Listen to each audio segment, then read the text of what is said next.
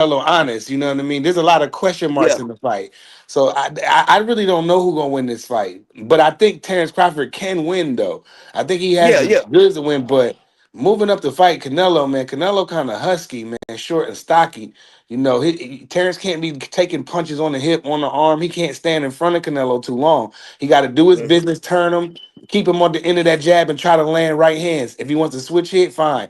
But I would say no, because Canelo got a pretty daggone good right hand. So, but I mean, it's all right if he did show him angles. I don't have a problem with that. But he needs to try to set traps for Canelo, like Mayweather did. Like when Mayweather was using that stab jab to the body, Canelo has gotten better. Let's be honest, he has gotten better since the Mayweather. And like he said, he ain't no Floyd Mayweather. But there's certain things that he could do to win the fight. But he got to be on Yeah, his mother effing A game, flat yeah, out. If he Nah, don't, that's a he's gonna get his ass whooped because Canelo can fight. I know I be talking a lot of shit about Canelo, but I just like to have yeah, fun. But I know that motherfucker can fight at the end of the day. yeah. Definitely. 100%. Let me say this real quick. Smash the like button. If you ain't followed the channel, follow the channel. B3 Picks TV. We working. I got my brother CDK, Prize Fighter, D Free, Marky Dan, and Juan Claudio all in the building. We working. Now I gotta say this. The Queen 71, salute to you, Queen. God bless you and appreciate you for being in the building. She said Bud has to dominate or get a KO. He's not getting a decision. The two cheating judges are Yeah. on the panel. Well, didn't I Which say are that the other day? Wasn't I talking about that the other day? Them damn judges. I swear I was absolutely. talking about them judges the other day. I said, man, what the right side call them the vanilla envelopes. Man, Yeah, he got. yeah, That's what I'm yeah. saying. He has to be on his. He got to be in his bag, bro. He got to reach in his tool bag and bring out all the tools. He got to bring out the drills, the hammer, the everything. He got to bring out the Absolutely. Hmm. saw. He gonna have to, Yeah, I cause agree. And I just Canelo. don't think he can. I don't think he can dominate. I don't think he can dominate. It's gonna be hard for if he Yeah. does win. I mean, man, I can't see who gonna win this I fight. I mean, can't picture he it. he can dominate the If he fight. does, Is I'm telling you, just he's going to. He's he going got going to he sleep. got to he got to do a similar style to where Bivol did. He got to keep it in the center of the ring, and he got to use his distance. If he try to make it Oh man, don't a start this. Okay, there you go. battle and go back and forth with Canelo, he's going to lose that. He got to stay in the center of the ring, Yep, use yep. his distance, and continue to make Canelo have to reset. That's the way Hmm. that Bivol. That's the way that Bivol did him. That's the way that Floyd did him. So that's the only way he has a chance of winning. If Canelo makes this a close fight, Bud is going to lose. It Yep, cannot be a close fight. It has to yep. be without a shadow of doubt that Bud won this fight. If it's a close fight, he's going to lose this fight. I agree, I'm free. with you. And I think people. It can't definitely can't Uh, be close. I'm with you. Go ahead, I'm CDK. I'm sorry, and I think people are missing this point right here. People don't want to hear this. Floyd was able to not get caught with any good shots. Bivol got caught with some shots, but there's a difference. He is a 175-pound fighter. You understand what I'm saying? Like he's been up there at that weight class fighting. He was able to absorb those shots. I don't know if Bud's gonna be able to take those same shots he took. That right there's gonna tell us a whole lot in this fight. I'm telling you, it's gonna tell us a whole lot. Yeah, I think Canelo slowed down a little bit since that Bivol fight. Oh yeah, he definitely slowed down. But But still, I don't. They say power's the last thing to go. yeah, I'm no doubt about it. Like his body work, man, Canelo's body shots is crazy, and his uppercuts and stuff. Like he can fight on the inside, but like I said, you got to kind of do like Laura, but not so much lateral movement. But how Laura was keeping him in and landing straight shots down the middle, and then turning them. You know what I mean? And keep making Canelo reset his feet and Yeah, keep it showing him different angles. If Terrence fight like that, it frustrates Canelo. You'll look around to be the eighth round, Canelo will be in a hole. You know what I'm Yeah. saying? Needing yeah. a But knockout. Bud Hey, can't hey, y'all. he can't use Hey, too much lateral movement. Like 'cause if they act like he gonna run, then you know how the judges are there, so they're gonna steal it from him. can I ask y'all this? Has Bud slowed down? What do y'all think? He I'm looks asking. the same to me. He ain't been in Do it. war. He don't No, got many no. miles on his tread like Canelo. Canelo got a lot of miles on his tread. You know what I'm saying? He's been in there with Jeep Okay. three times. I I don't know. mean, Maybe it's Laura, just the last Floyd, fight and it was I an awkward mean, fight. Toto. I mean, But Bud. to me, I I would mean, say Bud I is would say 30 years. Go ahead, Free. No, I would say Bud has slowed down.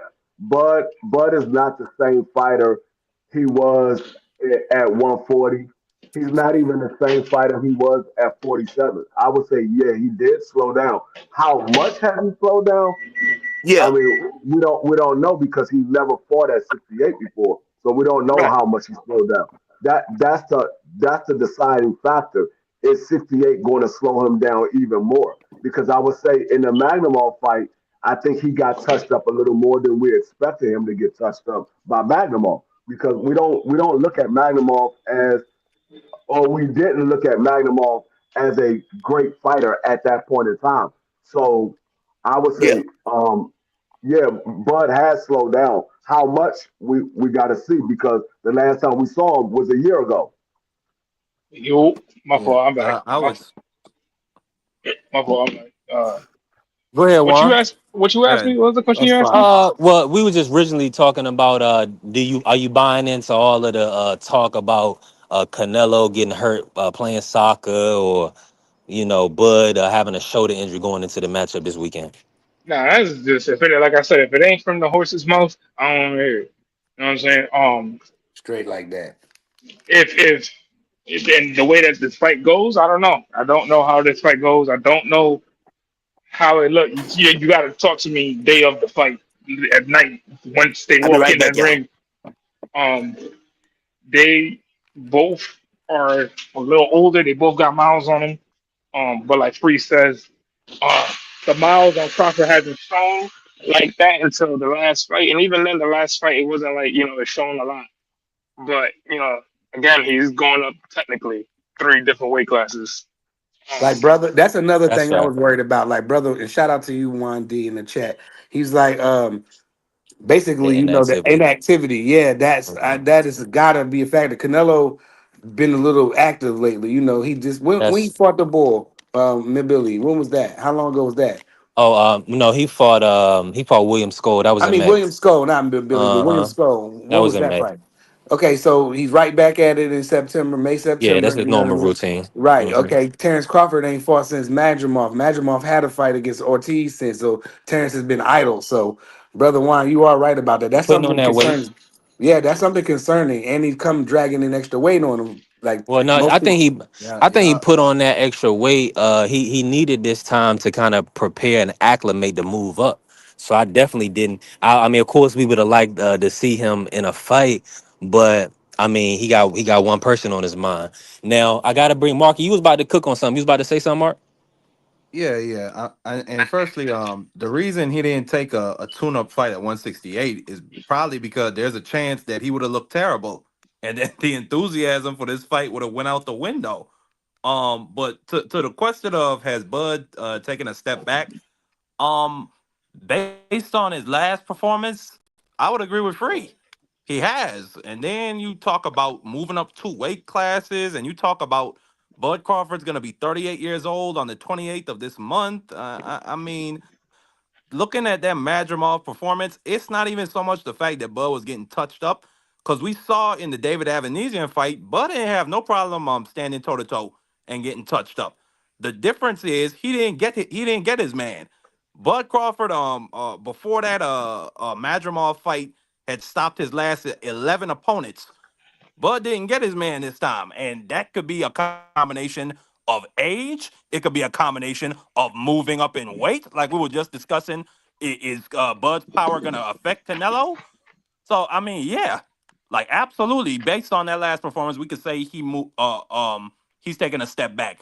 And then also he took a year. He was out of the ring for a year before that fight. Again, he's gonna be Yeah, out of the ring another year going into this Canelo fight. I Like mean, this just yeah, has that's all real. like this just has all the attributes of a guy getting put to sleep, in my opinion. But I'm with I you. don't I'm know. with you. Y'all Let said me Bud say, Crawford is get in on special. this one, but let me say this real quick. Y'all make sure y'all smash the like button. If you haven't followed the channel, follow the channel, B3 Picks TV. We definitely working. Love Mom Don't Play. Salute to you. Appreciate you for jumping in the chat. She said Bud being Canelo is like in a way beating Tank. No way. That's Woo! tough. We Thank you. cooking in here. now I think when Yes. we talk about Bud, especially Bud is one of those for for boxers that we talk like greatness, I think he has that greatness in him. The question is if he's gonna be able to move his feet. If he's gonna be able to move his feet at 68 as long as he wants to, technically move his feet, then yeah. Because obviously we know that Canelo has had those gas tank issues and stuff like that.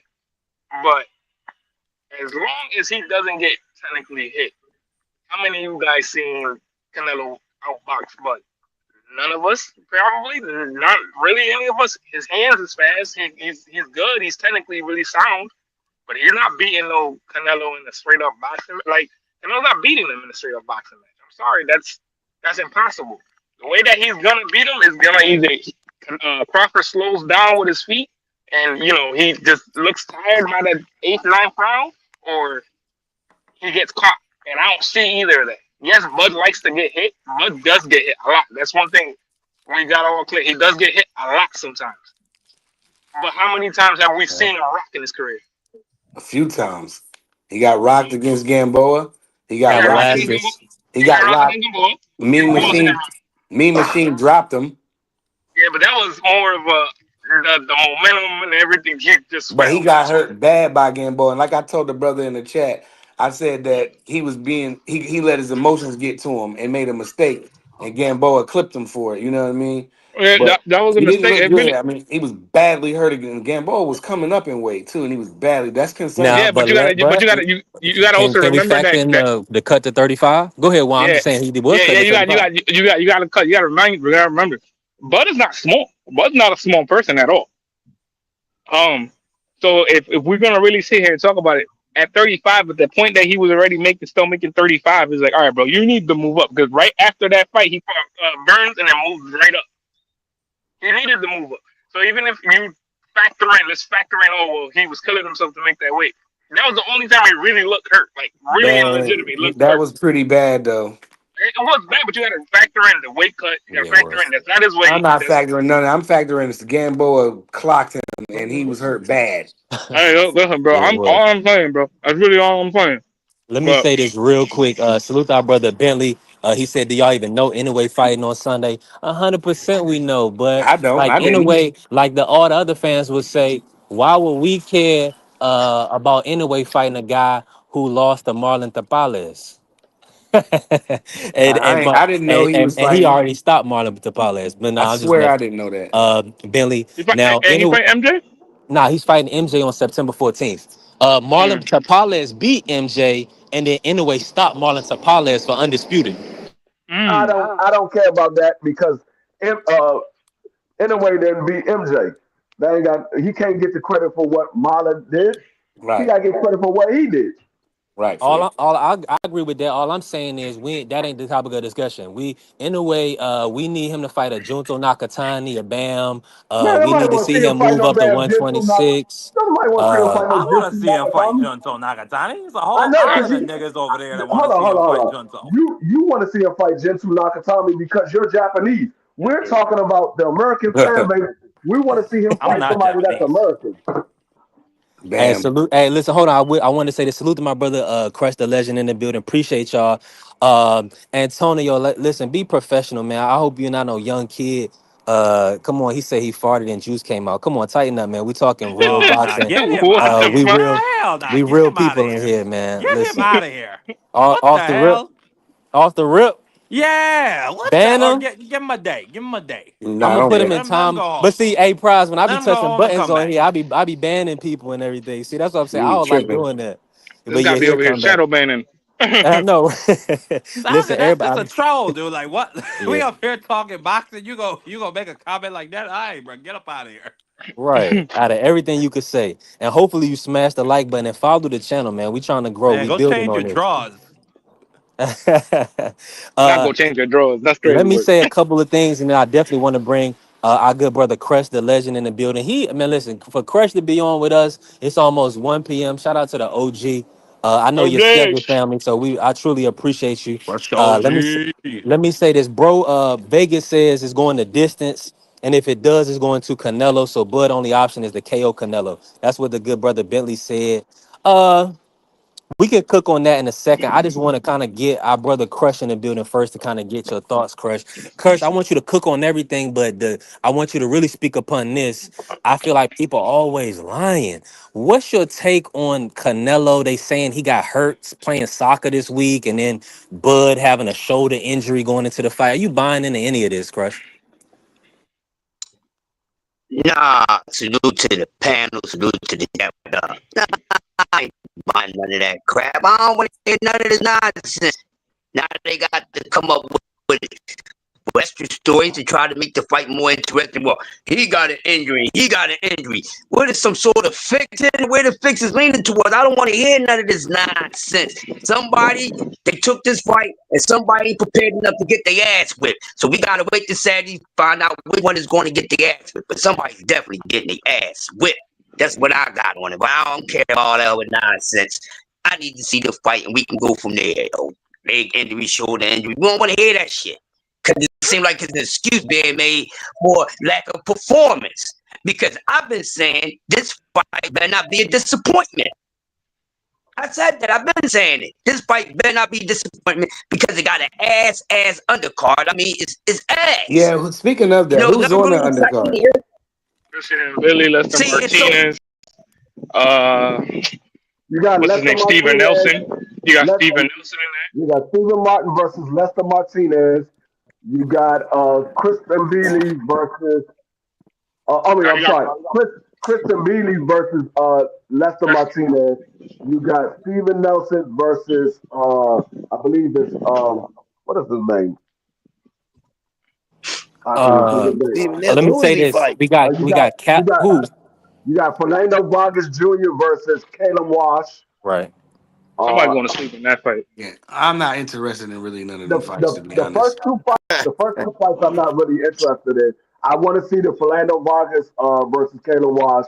I want to Yeah. see the Yeah. Steve Yeah, no, Nelson. I don't mind that one. Yeah, The Steve Nelson, I forgot who Steve Nelson is fight. I want to see that, and I want to see the Chris Mabili versus Lester Martinez. Those are the three fights that I want to see. The first two ones, I don't Yeah. know neither one of those guys. I'll watch it because I don't know them, and it's a four rounder and a six rounder, so I'll watch them to get familiar with the individuals. But I'm not looking forward to it. Now I will say I'm on BoxRec right now. The Fontaine Blue, they have Wednesday fights. Beckham Tonight, and tonight. Mega, yeah, tonight. it's gonna be Skylar Lacey is fighting, Mickey Talon versus Christian Robles. There's a few fighters, nobody that's gonna really stand out. And then of course at the Fontaine Blue on Thursday, it's the Jaleel Hackett versus Elijah Vines, Oh, Yeah. Anthony Oh yeah, yeah. Alaswaga. you So that's gonna said be on Thursday. you said a But couple this, of I'm just fighters looking. This that is showing this. you said a Go ahead, couple free. of fighters. You said a couple of fighters that's not going to stand out. You mean a couple of fighters don't nobody know who the hell they is but you? Hey, Hey, free, listen, you right. listen. Make sure y'all watch the boxing and cover the sport. You'll know some of these guys. Yep. Bekir Magomedov, he definitely fought a few times on Showtime. He got I mean that he fought Joshua Conley. That's pretty much the biggest name he fought, but he's still growing. I'm gonna ask y'all this now. What's y'all thoughts on? We're gonna pivot real quick. Jaleel Hackett. And do any of y'all familiar with Elijah Vines? He's an undefeated prospect out of Philly that Jaleel's fighting on Thursday. Yeah, I seen the Uh, kid fight. I seen the kid fight You did down. see him fight, Prize. Yeah, I seen him What was fight. your take on him when you saw him? You know, he's a young kid. He can fight. He's a Philly fighter. He gonna come. He works hard in the gym, and I believe he gonna come and fight. But I don't think he can beat Jalil. But he's undefeated, yeah. so he doesn't know what it's like to lose. He's a young guy. It's a good fight for both these young brothers, and I feel like the kid is not. I think Jalil got a little bit more. Feel like experience, maybe even. I feel like Jalil been. I just feel like Jalil gonna win this one. The Yeah. kid, but the kid got a chance though. He can fight. I seen him fight up close. Nah, and listen, salute, appreciate you, Prize. Lou Brown said if anything, Canelo was limping a little. It looked like, I think he's joking. So listen, if y'all in the building, smash the like. If you ain't follow the channel, follow the channel. Jay Smith, he said that he heard the Bud Canelo Gate did 50 million. 100% it did. It did over 50 million. It's the third largest grossing gate in boxing. It's the number one for stadiums.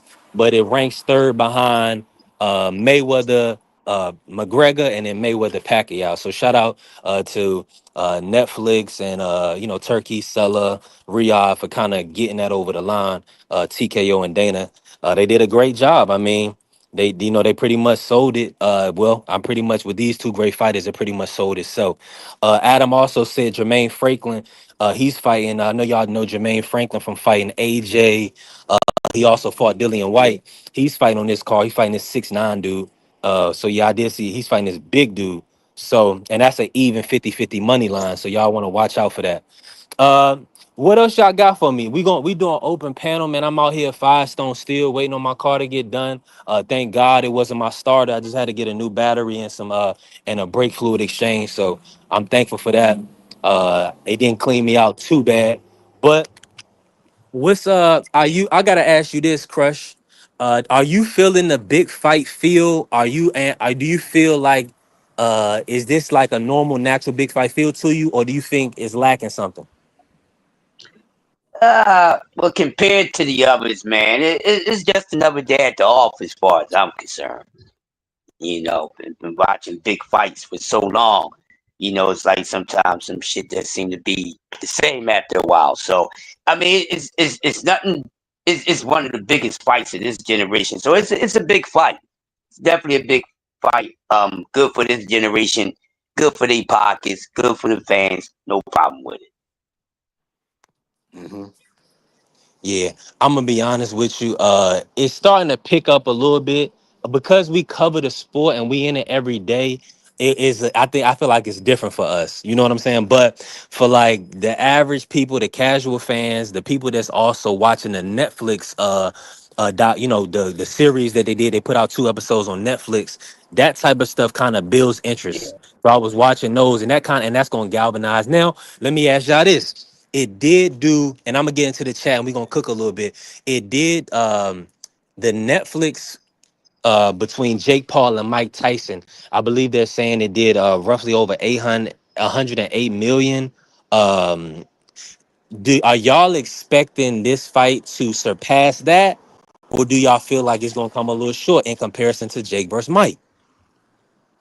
Well, What are you talking I mean, about? where we at? For overall We views as actually far as Netflix. overall. No, I Um, don't think it's gonna have. When you attach Mike Tyson name to anything, millions and millions of people are gonna show. Now it's gonna be a lot of showing. People gonna watch it because it's on Netflix and everybody got Netflix. So, um, I feel like it's not gonna do more views than Tyson and damn Jake Paul, bro. That's crazy. Yeah, that was a big casual clash right Jake there. Paul got his casual fans, and then you had old people watching it. You know what I'm saying? So it's not going to do numbers like that, bro. So don't expect them kind of numbers. But I think it will do good with viewership. I think it'll do pretty good. What's your I take? think it's going to do good for what we are. Okay. I think it's going to do. I think it's going to do good for what they have out here, for what they have all in that pot. It'll do good, but I don't think it's going to surpass anything that's been bigger than that. But it's probably the biggest fight. One of the biggest fights of this generation, like I said. But to surpass all the other big fights, no, I don't think so.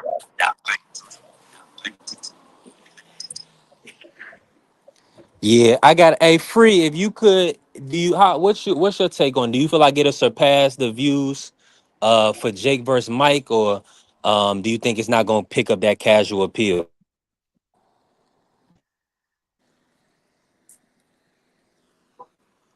I don't know if Free can hear me. Hold on. Free you on mute. He on mute. Free, But can you nah, hear like us? Free Nah, he can't probably hear. he can't hear us. Just type in Marquis, the chat. you still in Type the him in the building? back. Yeah, what happened? Yeah, what happened? You can hear me? Yeah. Yeah, we can hear you, Mark. And salute to everybody in the building. Make sure y'all smashing the like button. If you ain't follow the channel, follow the channel. We working right now. Do you believe that this fight, Mark, is gonna be able to do more impressions, more views than Netflix? Jake versus Mike. What's your take on the comparison, and do you think the casuals are gonna buy into this matchup? Um, what Canelo versus Crawford? Absolutely. Um, Yeah, I think it will.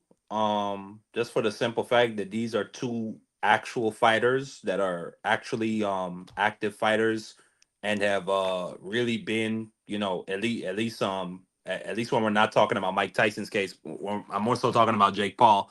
But these two guys have been at the top of the sport for many years. Where in Mike Tyson's case, I mean, he ain't been at the top of the sport since really the early '90s. You know what I'm saying? When Buster Douglas cleaned his clock.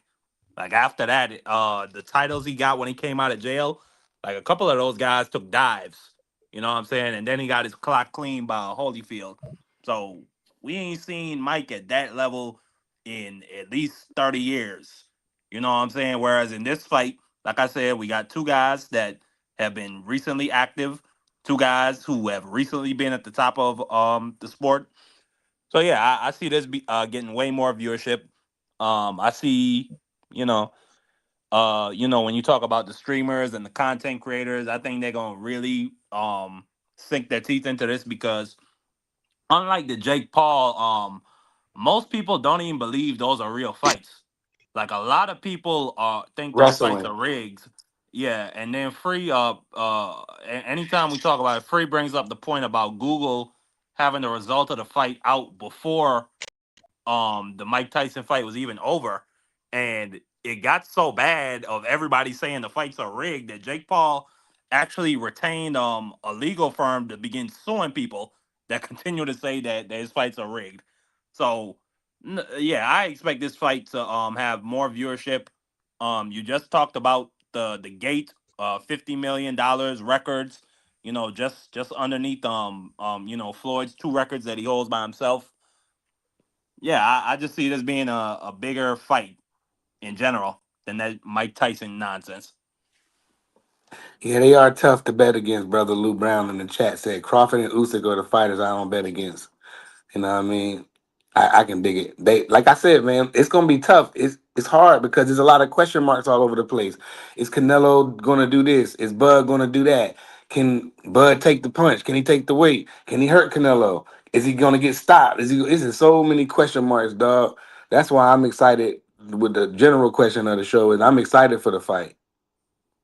Man, I you can't left wait. one out, prize. You left the biggest one out of all that. Bub gonna knock him out. He gonna walk over him like Jesus walk on water and all that stuff. You forgot that because a lot of people really think he gonna go up there and do that. Like I said, That's people, when I tough, said man. once again, he go up there and do something like that. I'm sending in the squad. We gotta do some investigating. Everybody getting handcuffs on them and all that. I'm sending the boys and I'm coming with them. And my boys different from the other boys. I'm just letting you know. I come with the Yeah. special ops. Yeah. If he stops him, Canelo, man, that when Triple G hit him with that bomb, bro, I thought Canelo's neck was gonna break, and he just, shook it off, bro. So I don't see I don't know, man. Hurting and stopping Canelo, that's tough to do. Canelo done been hit with some bombs before, bro, and the worst person had him was Miguel Cotto brother, had him rock real bad, but he was like 19 back then. After that, you never seen him really hurt, you know. Right. When you see somebody really hurt him and wobble him and have him where he got to hold on for dear life, you haven't seen that since that Cotto fight, and that was the other, not Miguel Cotto, the brother. You know what I'm Yeah. saying? So I can see Bud out boxing him and putting some leather on him, but stopping him that's tough, man. 'Cause if Triple G hit the way he hit Canelo and Canelo ain't go down, bro, I don't think nobody can stop him. But if he does, bro, that would be the most craziest thing I've seen in some years. He didn't stop Madrimal, man. He couldn't stop a 154 guy. He was trying to stop him. Man, well, So, I don't so, know, man. so, He better. so, what happened? So, what happened to everything there? What, it just took a vacation? Now it's going to Nah, he pop better back up at not. Madripoor was a 168? big guy. You know what I'm saying? So that's what I'm And saying. he ain't bigger than goddamn Right. Nello.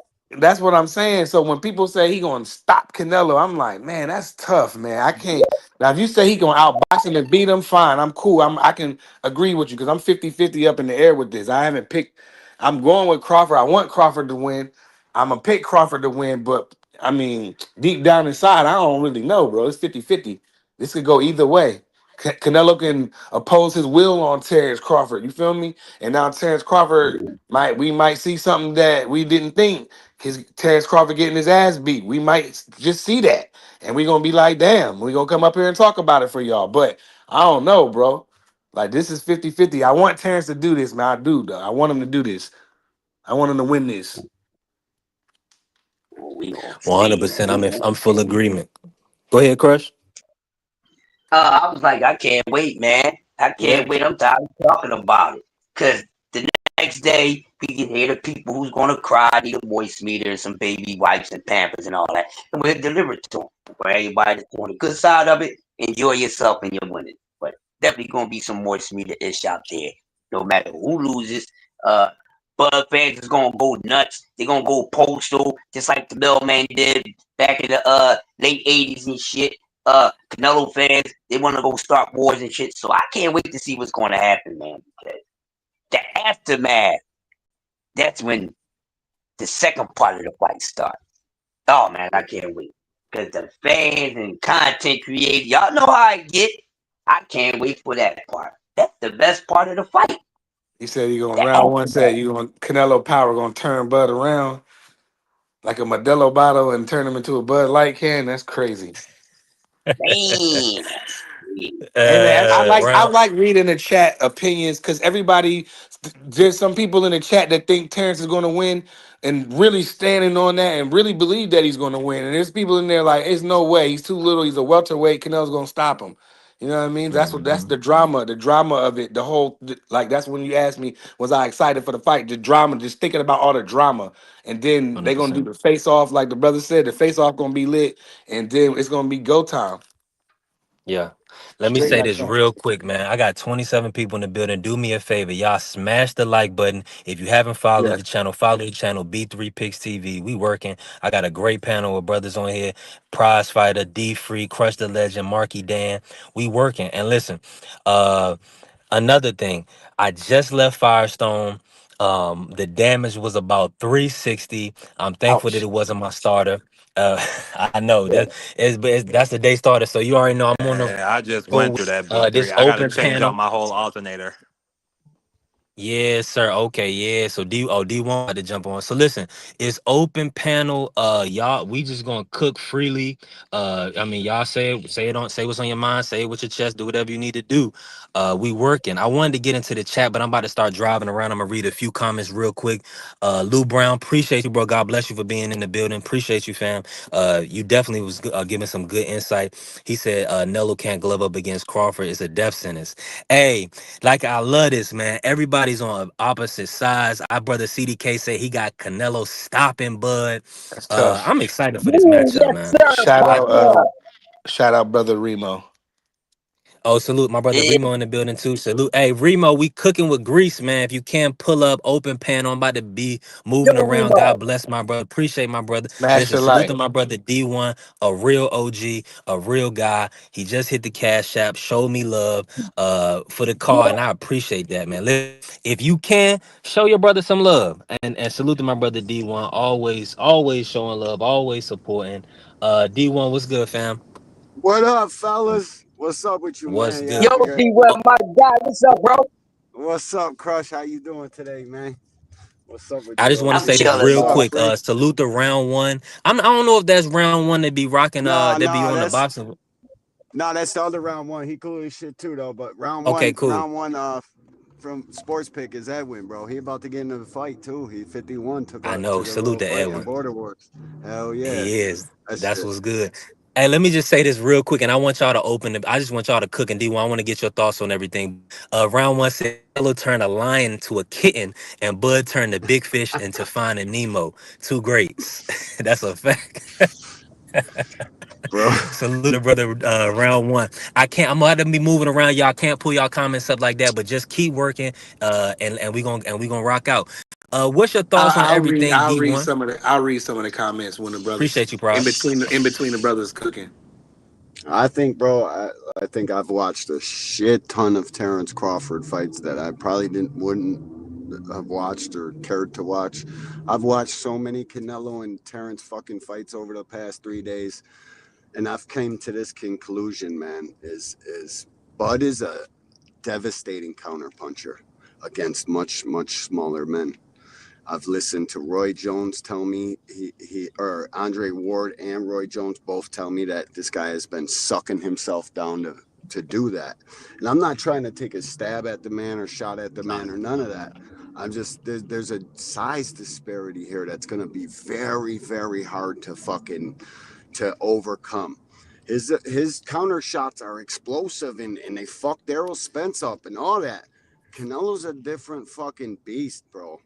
Canelo got a different chin, a different standard. You're gonna have to fucking smash him out for 10 rounds. And can he take the beating that Canelo's gonna be offering up while Terrence is hitting him with them counters? It just comes down to if Terrence can take 12 rounds of Canelo punches to the fucking rib cage, arm, thigh, head. Like that's what it comes down to, bro. Can he take the shots? If he can, he could probably outbox him. If he can, he's probably getting stopped. That's where Hmm. I'm at. Yeah, it's like Appreciate that's what I'm saying. All the question marks and surrounding the fight, like what you just said, D1. Like if Canelo come up with that high guard and Terrence is standing there and Canelo rip off some of them crazy body shots, he Terrence can't stand there and try to trade back with him. He has to be Yeah, very smart, very calculated. Show him different angles like Israelani Lara did. Show him angles exactly. like Floyd, because he outweighed Floyd by a lot. But like the brother said, he not Floyd. Floyd defense is special. Nope. Terrence Crawford's defense is not Floyd Mayweather. This is not that, people. So let's make that clear. Borderline But average.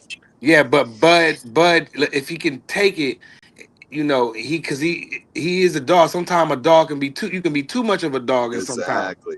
And if you're too much of a Exactly. dog, you can go in there and Canelo Alvarez will put you to sleep. But Canelo hasn't had a knockout in a while either. So, that's something to look at. It's like so many different question Fighting. marks around He it. been fighting bigger guys too, though. Yeah. On this no knockout streak, that we got to mention that they're much bigger guys. Two of them hit the canvas, but they're much bigger guys. When he's fighting a much smaller guy, yeah, Yeah. them punches We're can gonna be a bit see. more devastating. We'll see exactly, We're and gonna that's the see. beauty of it. We can Yep. find out. That's what's great about this one. hmm Smash the like button, Now, people. Smash the fucking E1, I like gotta button. ask you Brother, this. like brother Lou said, he hope Canelo come in with the high guard. I mean, shoot, I don't know. You know, Yeah, he he gonna said, come in but with that high Canelo is card. not knocking out Bud. He's not knocking out. I don't know, man. I got that. Bud ain't got a set of legs like it It's takes. I don't think, bro. Like the legs is a key to this. And what I seen in the Madrimov fight is he ain't got no more of those. Them are a thing of the past for him. He's 38 years old, bro. Not just gonna all of a sudden grow some fucking spring chicken legs and be up on his toes and doing. Nah, he's got one way to fight this fight. It's gonna be in the pocket. Can he take them fucking shots? That's Now, it. I don't think he has to fight the fight in the pocket. I think he can. I think They're he not. can. There's If he There's keep not it in much the more he center of the does. ring, if he keep it in the center of the ring, Terrence Crawford can jab and counter to show him different angles and turn him and make Canelo reset his feet. I think Terrence can do that. It was belong, I but do like you too. said, but long as but with his age and the weight, can he keep up with that for 12 rounds? You know what I'm saying? That's the question. That's it, bro. That's Now, what you say, B3?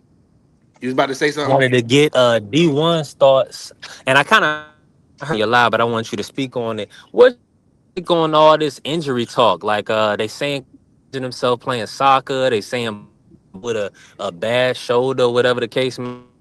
yeah. What's your take on all this coming out fight week?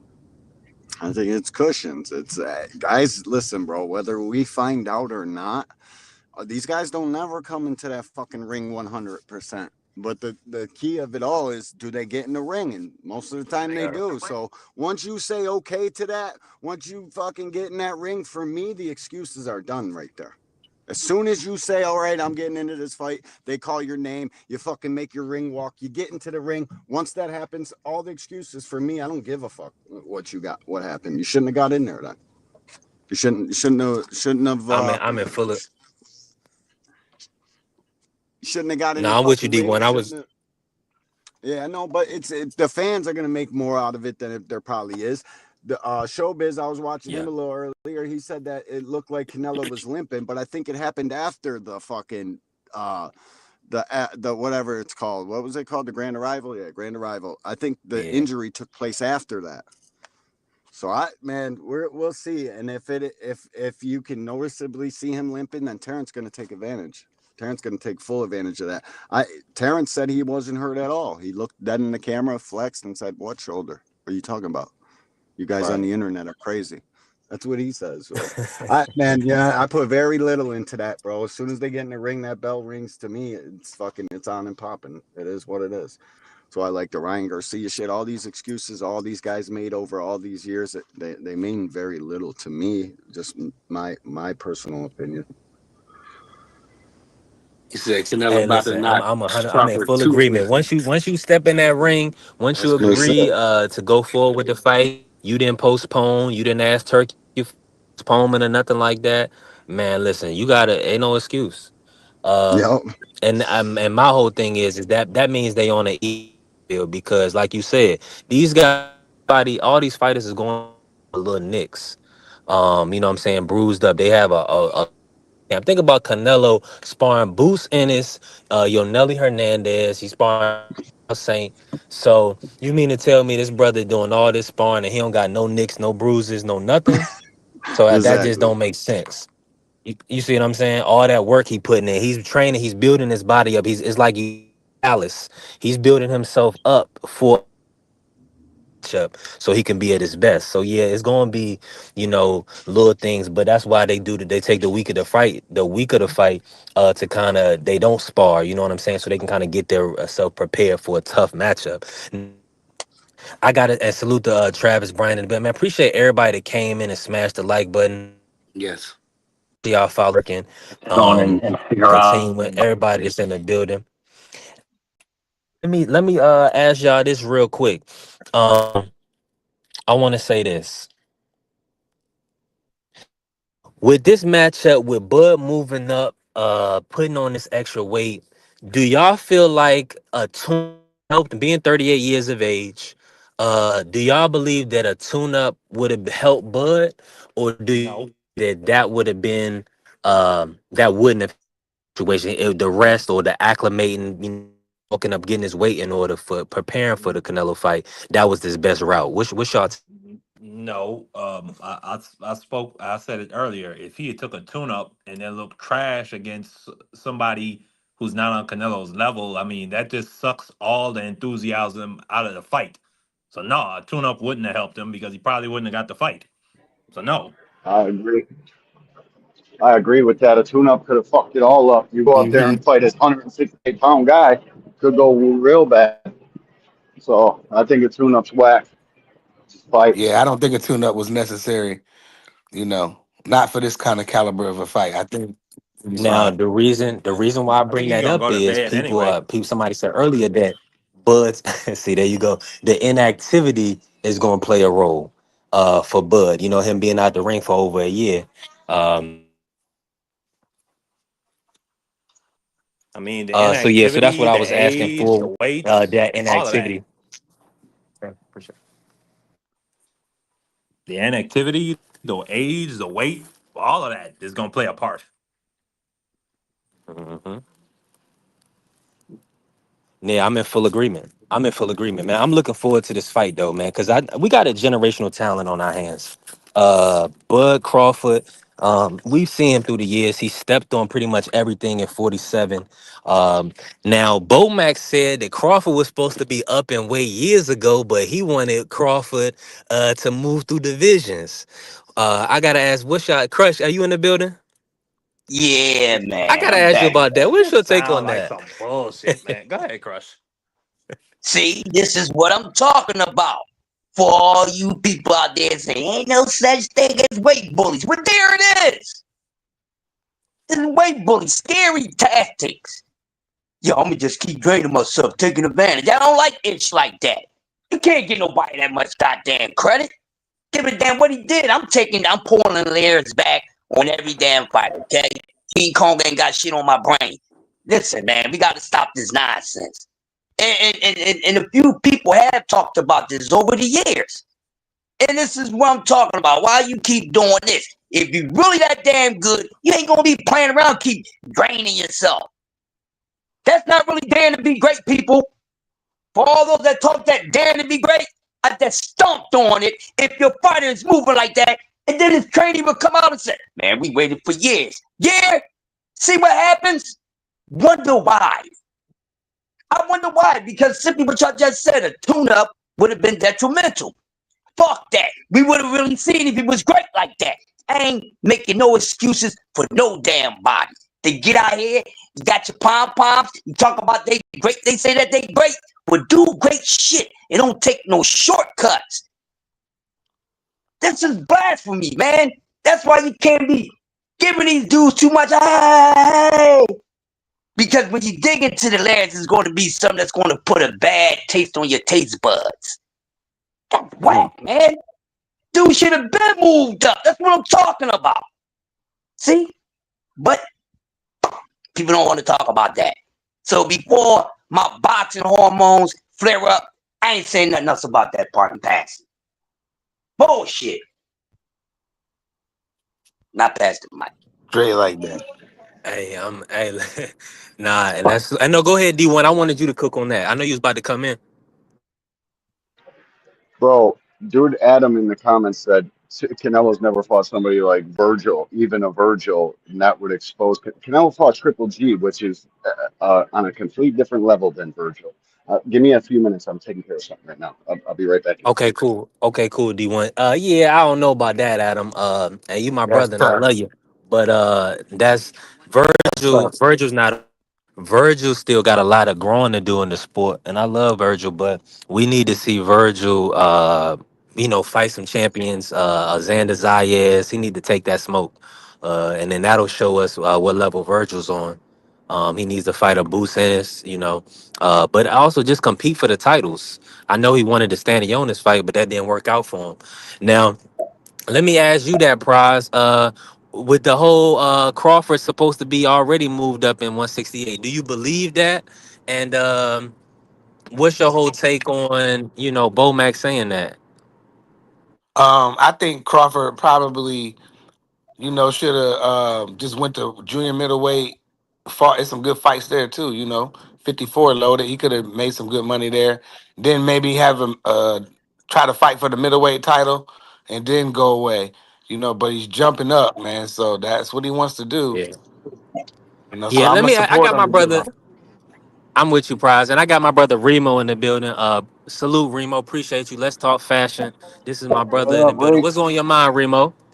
What's poppin'? Ain't shit. I'm just here listening to y'all get crazy. You are now. I gotta get your take on this. Now, a couple of things. What's your whole take on like all this reports this week that Crawford has a shoulder injury and then Canelo got hurt playing soccer? Do you buy into it or you think it's just fight week talk? I think D1 said it best, man. They trying to cover all their bases just in case somebody do take the spill. And Yeah, I think Vegas playing with them numbers too as well. You know what I mean? They they over there they cooking the books with that. You know what I mean? uh, But yeah, I'm not taking nothing into it because you know what I mean. No athlete ever is 100% like D1 did say. But when the time comes, cortisone. We didn't see Allen Iverson. He'd have been broken, but you can't tell that man he wasn't gonna play in the biggest games. It was no sitting out. So if it's that time, you got to get busy. I don't want to hear nothing. Yeah, yeah. talk is over.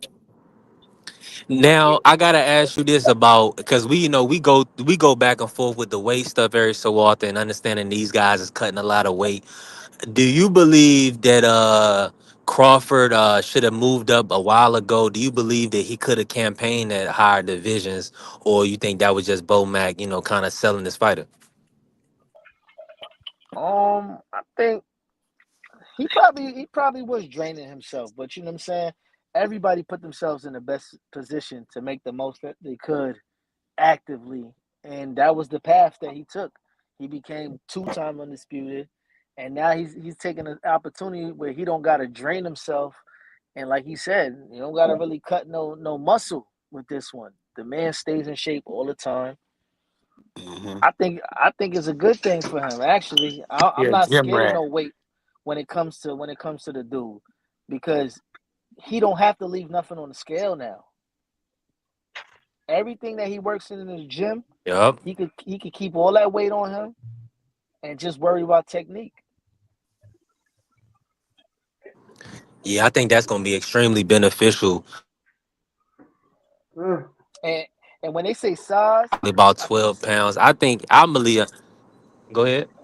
I keep hearing how strong this dude is. Like not even like strength is in like lifting weights, like functionally strong he is. You see him wrestling dudes. Uh Pac-Man Jones was on camera on podcast talking about he bumped Bud on some playful shit. He was like, yo, the dude is solid. So you got an NFL player saying how Yeah. like functionally strong he is. And his base is strong. So usually when Canelo gets frustrated, what he try to do? He try to punch you in your hips, try to punch you in your elbows, your shoulders, whatever, and try to kind of bully you. It ain't gonna work like that. We done seen it with um what's his name, Sean Porter. When he tried to get rough with him and Sean Porter played football. Bud laughed at him and spun him right to the ropes. The dude is strong, man. Yeah. Now extremely strong. And like you're saying, that functional weight, that functional strength that he's got, he's on another level, man. He's definitely uh you could tell, man, he's really put in that work over the years. And I think his mentality, man, is what's kind of sets him apart. His competitive nature, I think those type of things like stand out. Salute to Smells like OTR. I appreciate everybody in the building. Make sure y'all smash the like button. If you haven't followed the channel, follow the channel. B3 Picks TV. He said Canelo couldn't KO Jamel. Stop the cap. Uh, hey, that's a good point. I mean, he tried his damnedest to stop Jamel. Even that's why Jamel was kind of celebratory after the fight, saying he didn't get stopped. Is that's because he knows for a fact that Canelo was in there trying to hurt him, unlike a Munguia, whom Canelo said that he took it easy on Munguia. So that's kind of the back and forth with that. You know what I'm saying? Let me ask you this, But Remo. here's the Is thing: if this you fight Go Canelo, ahead, D1. yo, can Cook. you hear? No, you got it, D1 Can you Cook. hear? Can you hear me? Absolutely.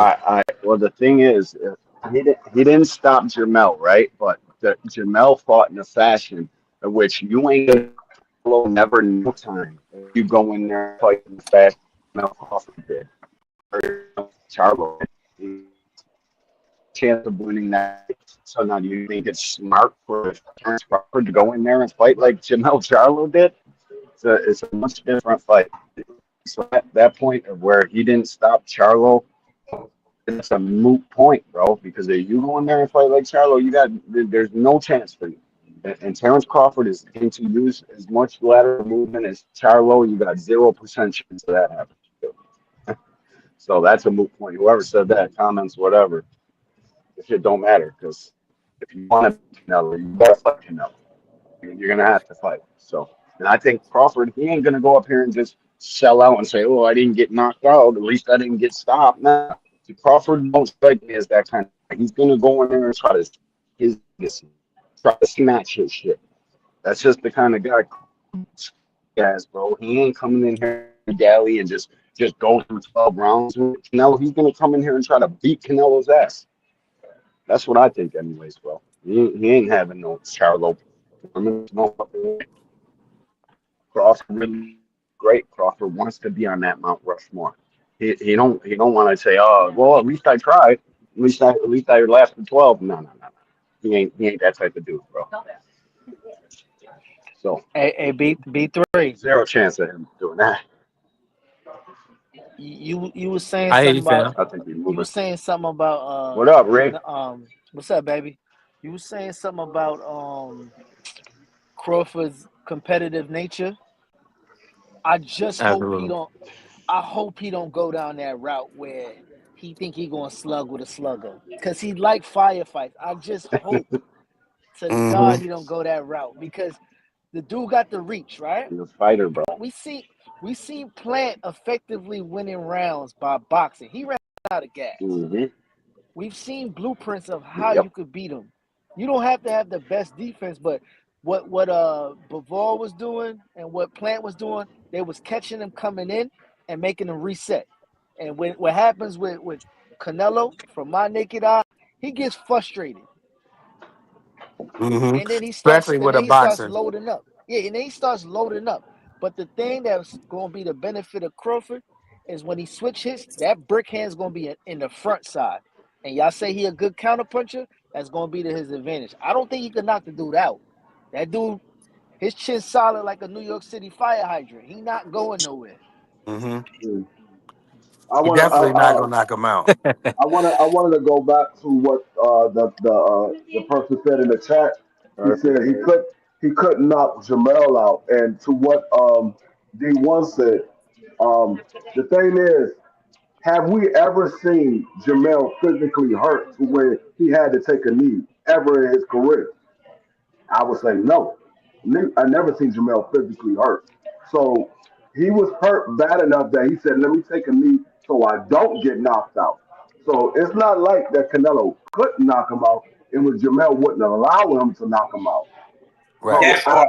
That's what I was trying to say. Exactly. yes. So He fought to not get knocked out, D free. right. So the thing is, I I don't trust Bud Crawford's chin to stand right in front of Canelo. We've seen Bud Crawford hurt multiple times before. So I don't trust his chin to stand right there in front of Canelo. And like I said, his blueprint is to mimic what Demetrius Bivol did. That's his blueprint. Use your distance. You have the longer arm reach, and keep making him have to reset. If he can do that, he could win this fight. If he choose to get his lick back because Canelo caught him with a good shot, he's going to mess around and get beat up badly, and possibly can get stopped. He can't Facts. select the war button free. He better not select that war button. If he does that, because you know he has a tendency to do that, and if he does that, he's going to get hurt bad. I think. You know, you don't want to be in them crazy exchanges with Canelo Alvarez. You just keep turning them like kind of like what Laura did, and kind of like what Bivol did, and that's how you beat him, bro. You keep having to make him reset, keep making him think, and keep keep your distance and like you said, when that brick hand come up front, touch him, get out of there, don't let him, you know what I'm saying? And he'll get frustrated and he'll get tired. And then that's the way it gotta go, bro. I can't see it no other way, man. I can't see him stopping Canelo. I can't see none of that, bro. I can just see him outboxing him, not getting in no firefights and try not to get hit too much. But I'm with he you on do that, be there to prize. get hit. He there to get hit, Crawford. So well, we'll see. Hopefully my audio coming through, but let Yeah. me say this. Good. Salute to my brother Ann McQueen in the building. God bless you, bro. Appreciate you carrying the business. Salute to you, bro. Like, thank you, bro. God bless, man. And listen, we working. We got the big fight this week. The undercard is a little underwhelming, but hey, this is big fights, man. We got 24 big people in the building. Smash the like if you haven't followed the channel. Follow the channel B3 Pix TV. We Yeah. working right now. Now, I gotta ask this. What? Let me ask y'all this, and I'm gonna bring Remo back in the building. Remo, you can't have my audio coming through for you. You good? My bad, man. I You know wanna. when the missus call, you got to pick up. Oh, mandatory. Mandatory. I gotta ask you this real quick. Do you feel like cause I was comparing this to like the Netflix doing the Jake Paul versus Mike Tyson. Do you believe that it will surpass the views being this is a two active champions, two pound for pound fighters, or do you feel like the casuals are not gonna put this past the Jake versus Mike? Nah, the casuals gonna be in there, man. They talking about it. I think the advertisement for Netflix is amazing. They brought back the old series and leading up to the fight, but I'm going to the I got people that don't even watch boxing. Like, yo, we going to the bar to watch this, and I don't want to hear no music. Da, da, da, da, da. They setting it up just like how it used to be, back in the day when a big fight was really like, you know what I'm saying? Not to mention my daughters in college. They don't know nothing about boxing. Hmm. My people's daughters, should I say? They even it's a big party going down Central, in North Carolina. It's a big party down there, and that's a fight party. My And son's whole it's football team available. watching it too, Yeah, and that's it's that's not like some available. you can Hmm. watch it now. It's on Netflix. For Who free. don't Yeah. got Netflix? My pops got Netflix, and he Appreciate don't know you. how to use it. Facts. Real quick, hold on. Appreciate you, Houston, Texas, for becoming a new subscriber, bro. Much love and appreciation, bro. We appreciate you. But y'all go ahead. 100%. But y'all go ahead. Nah, it's got that feel. D1 just said it. His whole, I mean, his sons, the whole football team is watching it. Yeah, the People from college college is watching teams. the Come on college now. parties. That's crazy. Yeah, So that's I a big still don't thing. think it's gonna do Tyson and Jake Paul is a Me massive neither. that Me man. Jake neither, Paul's bro. a They're massive too like iconic. internet star, bro. Yeah. And then Mike Tyson, that's all you gotta say. Mike Tyson. Yep.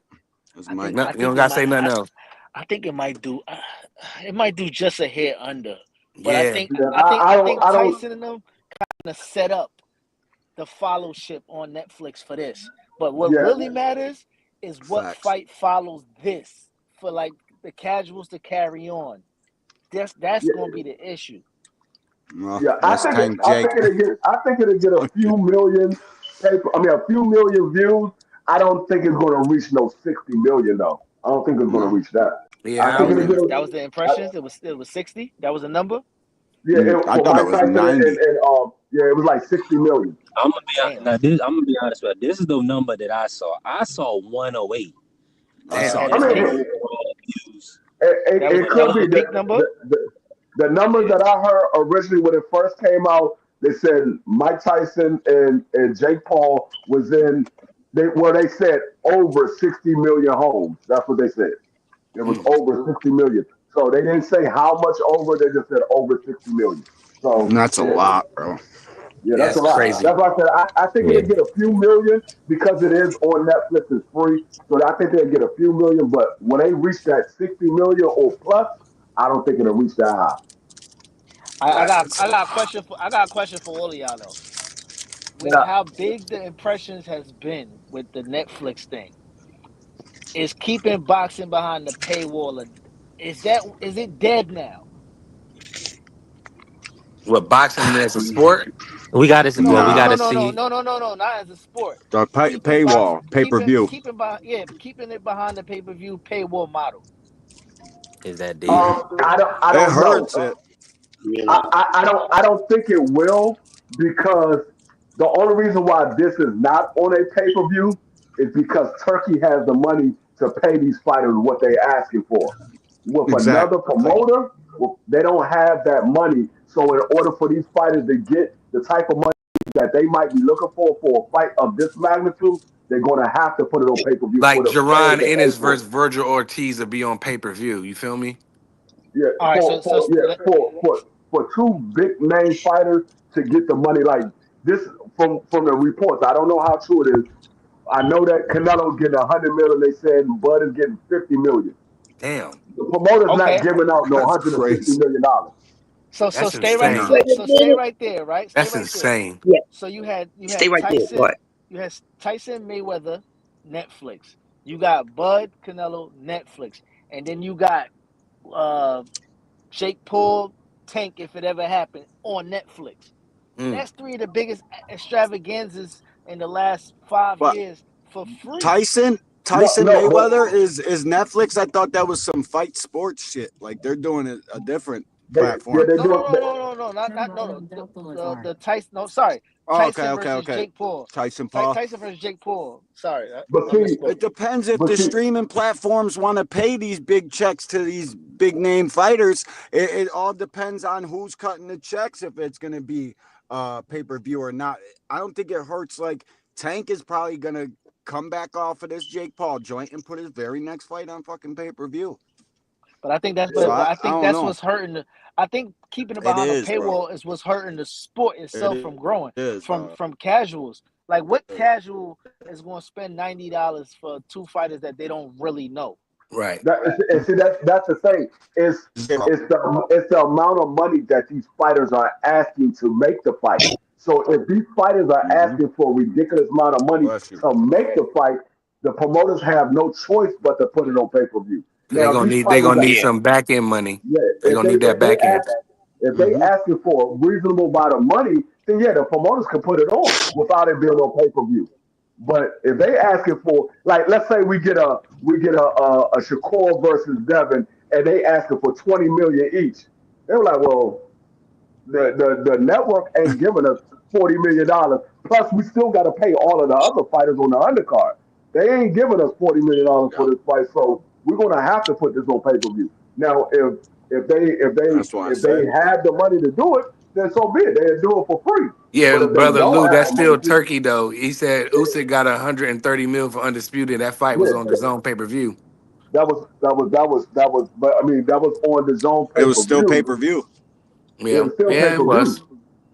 130 million is insane, bro. But And I I wonder, mean, and I wonder what that fight did It's numbers ridiculous. wise, because they didn't recoup with that, paying him 130. Hell Hell no, no. Absolutely they Ain't not. didn't. no They way. got they're Ain't Five no state way. boys, five state writing boys was that bitch outside for off on sure. next year's Yeah, for taxes, dog. sure. Hey, They trying Fire to Stick write Boy that was on bitch hey, deck off. that night. Y'all crazy. yo, Fire real Stick quick, gang. man. Hold up, real quick. I just heard something that made my goddamn brain start tingling, right? So Canelo's getting 100 million. See, Bud is getting 50 million. Mm. What the fuck? Y'all know I'm about to start something. I'm about to be starting something like Michael Jackson. Damn it! Oh, Tank getting 40 million. He's gonna retire. Bud is getting 50 fucking million. I don't hear nobody crying about that shit. That's Yo, Dubois retirement got money. So 80. Get the fuck Dubois up got on 80 out of million. here. Is that real? Is that accurate? Dubois got 80 million? listen, I heard he got that's what they about talking. 70, 72. But I That's mean that's insane, bro. The anything, internet all said that's That's that. ridiculous. disrespectful. All That's that's The internet ridiculous. ridiculous. says all these numbers, guys. Yeah, I haven't Nobody seen. discloses fighters' purses. There's no fucking outlet or website you can go to and Right. say, "Let me see what you got. Let's see what they're paying this guy." No, bro, they don't disclose that. It'd be like your job going on the internet telling everybody what you fucking make. They don't do that. I don't know where Exactly. these fucking They numbers come disclose from all that. the time. So that's To the get views. internet That's where report. the numbers come from. D1, so they can get No, their freaking views, bruh. That's what they content make it up. creators need content. You already Yeah. know they motherfuckers hey, need content, I dog. tell you It don't what, matter. Mike this is Coppinger, Dan Raphael, any fucking respectable guy, Twitter page, YouTube outlet, they all need content, bro. They got to get it from somewhere, whether it's made up or they get it. A source tells them it's all fucking bullshit, bro. Yeah, Or it's they I, get not. to I tell, biting. this is how you can Yep. find out how much they made at the end of the year. They're gonna say what the net worth was for the year that they just got Oh, finished that's a fighting. fact. That's a fact. They're gonna Yeah. say what their net worth is If Daniel for Dubois during that got year. $80 million in USD, that's It's crazy, bro. it's bizarre. It sounds too good to be true, don't it? In Nah, USD, man, I don't bro. think he got that damn much, man. And I ain't hating. I mean, if he did, whoopsie, get it. But I I'm don't think he not got hating that either, much. Crush. I'm just saying, I'm like that. I'm not even saying Oh, nothing yeah. bad about it. If he got it, that's what's up. But that's insane. 80 million for Dubois? That's crazy. But whatever. If he got Whatever. it, We, shit. hey, man, more power to him. hey, Yeah, Hey, that is we, true. They did kind of sell out Wembley, but that's again, I don't we think saw. if that's true, I don't think Dubois made more than $3 million any previous fight. that's Right. crazy. Yeah, you know that free. That's a fact, free. Because and think about it, he pulled out of the Joseph Parker fight. For one, that was gonna be a tough fight for him. But for two, man, that's generational. That type of money you could never pass up on, and that's why you can't argue with a Tank Davis for taking a Jake Paul fight.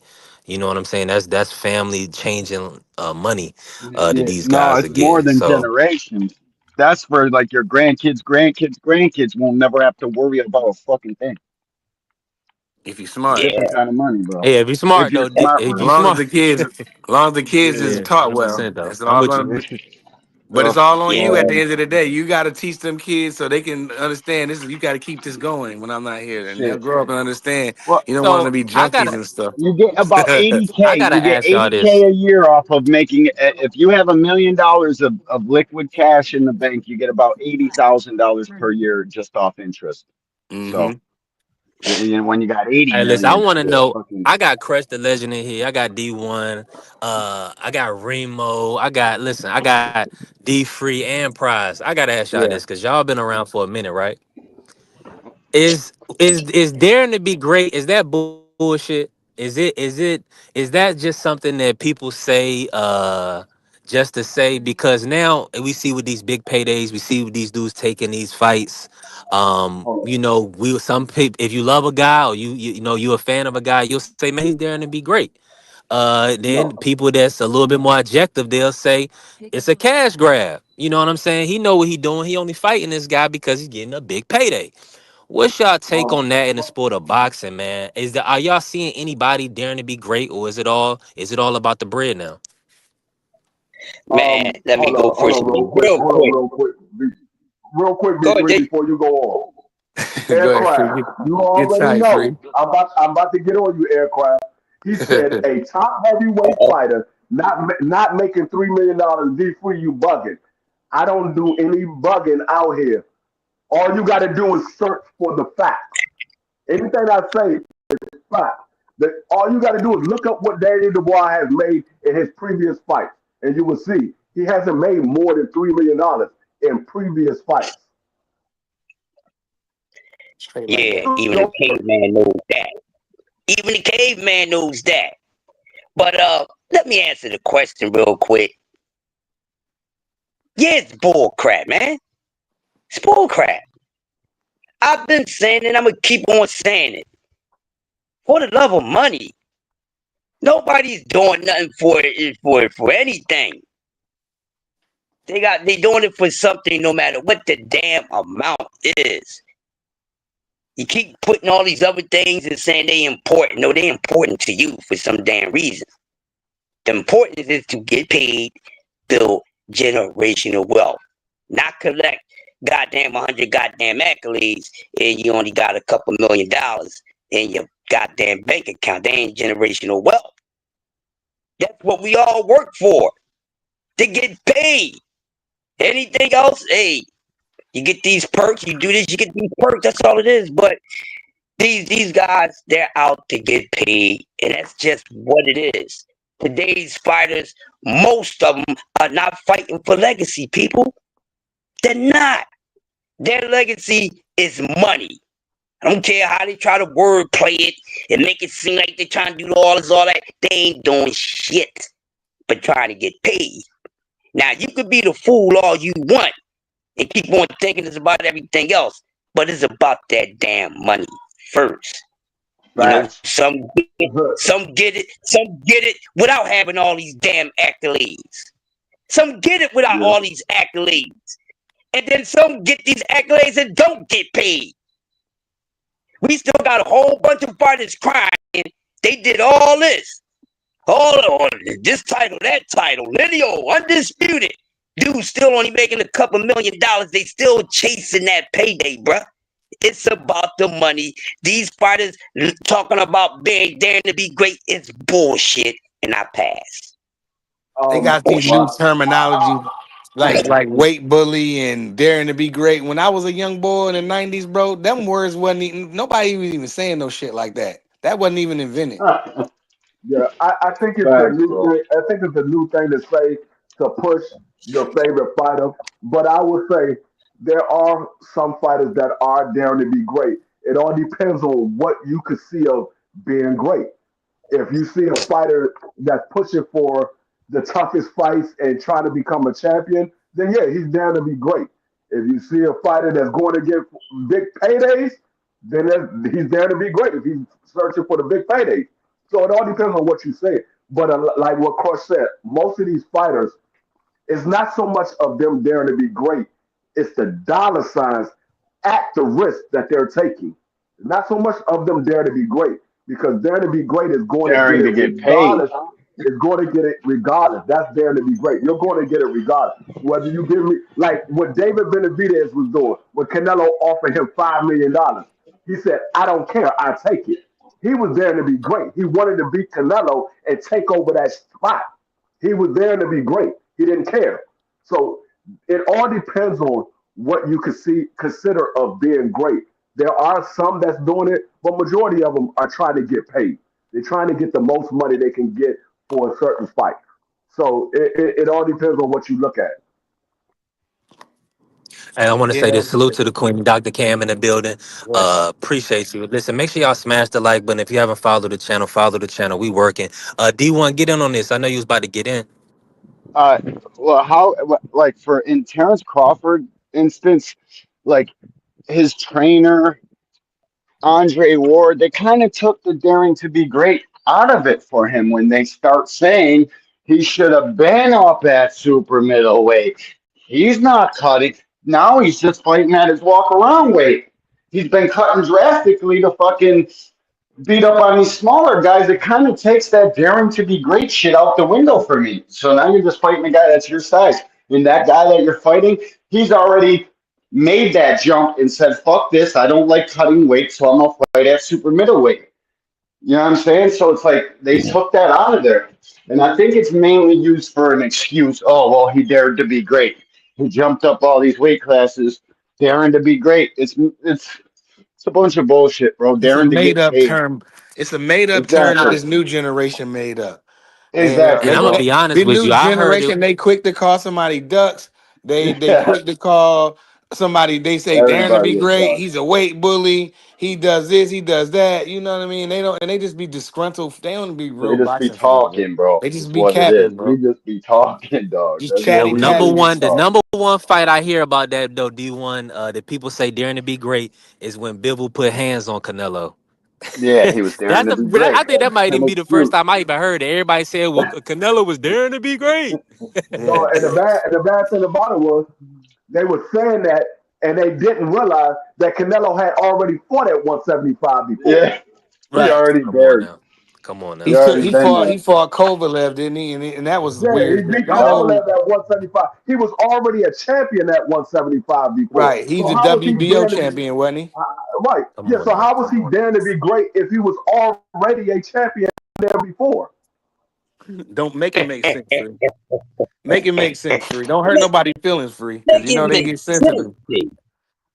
You know, Man, and horse then meat in Jay Crutch effect. got to Hurt your break out the damn moist feelings, meter P. on y'all. Daring to get Bring paid, out the bro, is horse what that meat. Daring to is. get paid. Let's call it what it is. Let's call it what it is, bro. Now let me. Now we're Man, gonna. I'm That gonna man, pivot that man, real quick. that man was taking a payday with the least amount of resistance because remember the only reason why he took that fight is because they had put David Benavidez and Jamal Charlo on the table, and he said, "Nah, I'm gonna go get this one," and it was I'm good. I'm like, for it was for a less amount of money because they was offering him 85 million. He was getting, I think, it was like 53 million to fight Triple G in a third fight, a fight that he said he would never take again, and he was fighting Demetrius Bivol. oh, this That's is the reason wild. why he took that because they offered him Jamal and David Benavidez, and he didn't want to Well, fight them. and B-Ball said, I want to go down there and take your fucking straps. I can cut to 168. Let me dare to be great. He flipped it on him. Yo, Yeah. before you pivot, right? You Yeah. know what's great about being, the king of the casuals? That I can look at it in a whole different lens and really like the sport is the sport, right? All right, cool. But boxing fans, like hardcore boxing fans, are so rough that you lose once, you ain't shit. You this, you that. All right, let's say Charlo, right? Charlo came out, Oh, he showed a hoe that night, right? But the dude, Hmm. the dared to be great, whatever, paid to be great, whatever the case is, he ruled the division. Rematch dudes, came back, beat, knocked dudes out. He did everything that the fans would love. He went up, he went up to go fuck with this nigga for a payday. Fuck this nigga, he a hoe. He became a kitten.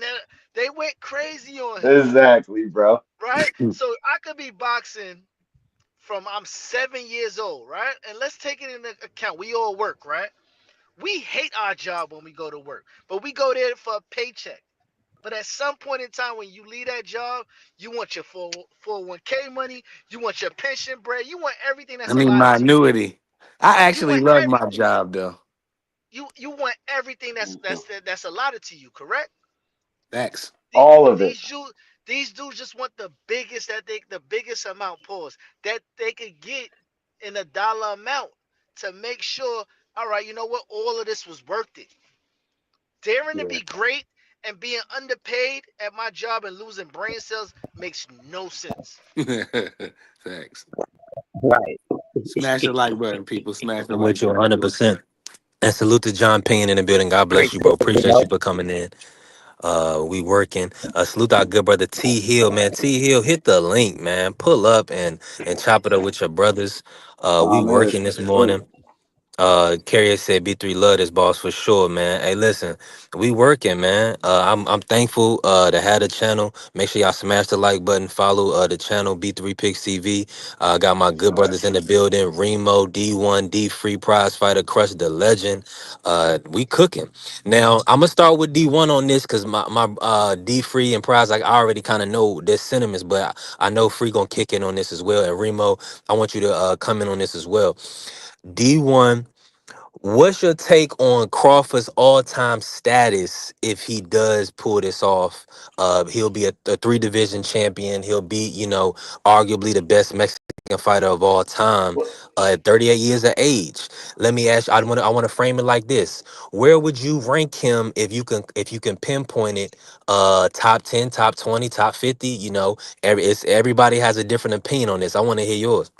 the highest he can get for me on my list, y'all all know I got a channel. I fucking talk my shit all the time. He can get to like 10, maybe that max, absolute max with a knockout. Yeah, I mean, you got to beat Canelo's ass. Mm. You gotta do some shit, bro. You gotta make this look easy to get into the top 10. Like I'm thinking like top 20 if he wins a split decision, but you win by knockout because how you win in boxing has always mattered.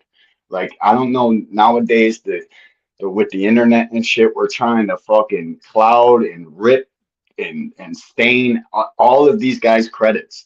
So I want to be as kind as I can to Terrence Crawford. He just hasn't fought enough guys. Like even top 10 is kind of blasphemous to be honest with you guys. But like you gotta have scalps on the mantle, bro. You gotta have heads above the fireplace to be talking all time greats. I can't put him above There's no way he can D-Hop. crack I top can't 10. put him above fucking Bernard Hopkins. I can't put him over You Oscar De La can't. Hoya. There's no way you can. Terrence Crawford could ever crack the top 10, in my I'm trying. opinion. I'm trying to be nice. Like if he beats Canelo and then goes get If he Charlo knocked after Canelo out that, in the first round and he go knock Charlo out in the first round, he's yeah, some still crazy not. shit.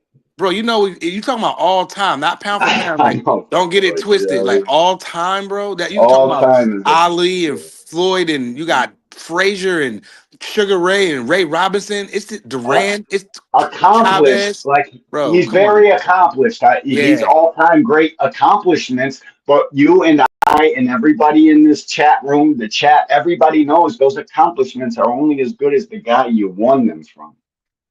That's what makes that accomplishment It'd be meaningful. even hard for me to crack him in the top 20. No, That's 20 for sure. He gets top 20 for me. I'd put him at like 19 or 18. I forgot how I got my yeah. list. I got the I list. probably really have to sit down and do a list. Yeah, it's a I'm just lot going of off the guys, top. man. It's a lot of guys, bro. You can't like I can't put him up. Bernard Hopkins did this shit until he was 50 fucking years old. Got numerous names on his resume, and you guys want to act like Terrence can beat and be better than these guys? It tells me how long you've been fans of boxing. You tend Right. to be watching this shit how I watched this shit my whole life. You know what I mean? You gotta go do some research. Go watch how Durant did. He jumped up to from I think it was like 35 to 47 to beat Bar or 47 to 60 to beat Barkley when there was only 8 divisions. Like there's a couple guys to do as big a jump as this, so that makes the jump pretty. It gives it some validation, but like top guy like Rushmore, this shit's impossible for Terrence to do that. It's impossible. He'd have to go on a 54 hunting spree, just straight plucking heads on his mantle for us to even have that conversation. So 20, maybe. That's where I stand on 20 with is tough too, because like I'll start naming fighters it. I like we know, did right? this yesterday, like Salvador Sanchez and stuff. If you putting him over them and stuff like that, that's gonna be tough to do, man. Trust me. Yeah. I think Well, after I think Salvador is after the more of fight we a can have a ranking. We'll have a discussion. What you about to he's say, D1? listen. Canelo is definitely him and Chavez for me. They're the top two Mexican all-time greats. Canelo, you can even put into ATG conversations very high, like just overall. But as far as Mexicans go, it's him, Chavez, Salvador. Like Salvador didn't fight enough for him to be. We just knew what we seen with him. We knew where his skill set is as far as like skills and shit like that go. So like you gotta um Canelo is definitely probably the best Mexican of all times. Him and Chavez. It's it's tomato tomato. Whoever you like more, you're I gonna put like as the I boss. like Let me say this real quick. Salute to Marquez. Sunny Boy Boxing and everybody in the building. Make sure y'all smash the Salute. like button. If you're not following the channel, follow the channel. It's B3 Picks TV. I don't know if Sunny Boy was trolling or if he was a little confused. Because it's predominantly blacks on here. This is B3 Picks TV, man. This ain't the rise, but those are my brothers and I love them. And salute to the rise. Listen, let me say this real quick. Make Salute sure to y'all them. following Angry White Man, my brother D1 and Will Old School. They do a great show. Make sure y'all following Let's Talk Fashion. My brother Remo, amazing show. D Free Sports Talk. We come on every Thursday. We be cooking up, doing football. So listen, y'all need to tap in with us. Free even did we did a Friday show for the Chiefs and Chargers last week. So y'all tap in with us and definitely follow my homie Crush the Legend, Coffee and Donuts. He's cooking up You every. Baltimore fan, right? You a Ravens fan, right? That shit was crazy, Of dog. course, yeah, of course. Yeah. We can get into foot. We can definitely get into football in a second for sure. D1. Fuck that, dog. I support the Ravens. I definitely support the Commanders as well. Both of them are considered the home teams, the NFC and AFC. Commanders is That's my how I do favorite it. fantasy for sure. Um, I like the so quarterback. 100%. So I Cooper hope I Slider. ain't omit nobody, man. We got our brothers TD Sports Talk. We got Hardcore Boxing News. Listen, y'all gotta stay tapped in. I'm connected with a lot of great Facts. brothers in the JBT and in the Sports Talk Network. So I'm thankful and I'm appreciative of everything I get. So salute. Sunny Boy Boxing said he was trolling. Yeah, I knew you was trolling. That's why I called you out. Salute to you. And listen, I'm with it all. You know what I'm saying? I can laugh at myself, so I'm definitely gonna laugh at other people. So that's just how I carry it. But where was we? Where we end up? Where are we ending off? Yeah, where we ending off? Y'all want to kick it to football or y'all want to stay on boxing? And I got my brother T Hill in the building. I gotta bring you in T Hill the right way. I appreciate you for jumping on the panel, man. No Always problem. a pleasure speaking with Salute, you. bro. I gotta ask you this, and let's stay on boxing for a quick second, and then we'll definitely kick it to football because that's America's pastime. Um, T Hill, what's Boxing your is the whole pastime. Football is the respectfully? now time. It is the now time for sure. Now, T here, I gotta ask you this. What's your take on hold on, I got a comment in the back. Okay, bet that was prize. T here, what's your take on all of the trolling? I put why y'all always lying on the thumbnail. What's your whole take on everybody saying that Canelo had an injury playing soccer this week and then Bud possibly dealing with a shoulder injury? I mean, is that all just fight we talk? Are you buying into any of it? And then what's your outlook on the fight? I mean, are you excited? I'm excited for the opportunity for Canelo. I mean, and Crawford. They both get an opportunity to showcase their skill and on a format. This is what people been clamoring for. So we getting that action, and it's their dynamic of the demographics. So happy for that. Speaking of the shoulder injury and all that other stuff, I will say that injuries can require certain. Oh, hold on. Let me go on pause. Mute. You good, T. He'll come back whenever you ready. Appreciate everybody in the building. We still working. Yo, I'll be right back. I gotta go handle some Okay. work real quick. I'll be right Okay, back. Yo, D1, we yo, gonna be yo, on B, here. yo, yo, B3. You know how rich you gotta be to fuck up 100 million playing soccer?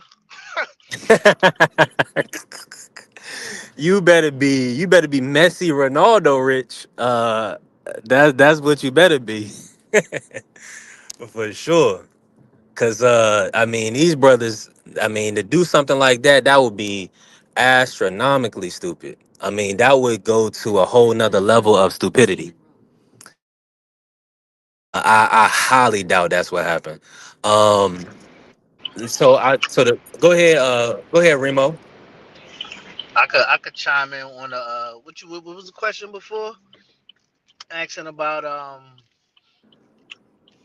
what's the joint I was just talking about? We was talking about a lot. I feel like we was talking about. Did you speak about the daring to be great part? Like, are these guys daring to be great in this era, or are you under the opinion that these guys are more so just chasing the money? No. Yeah, we was talking. We spoke on the weight thing we was talking about. All right, what D1 was saying about something about the weight.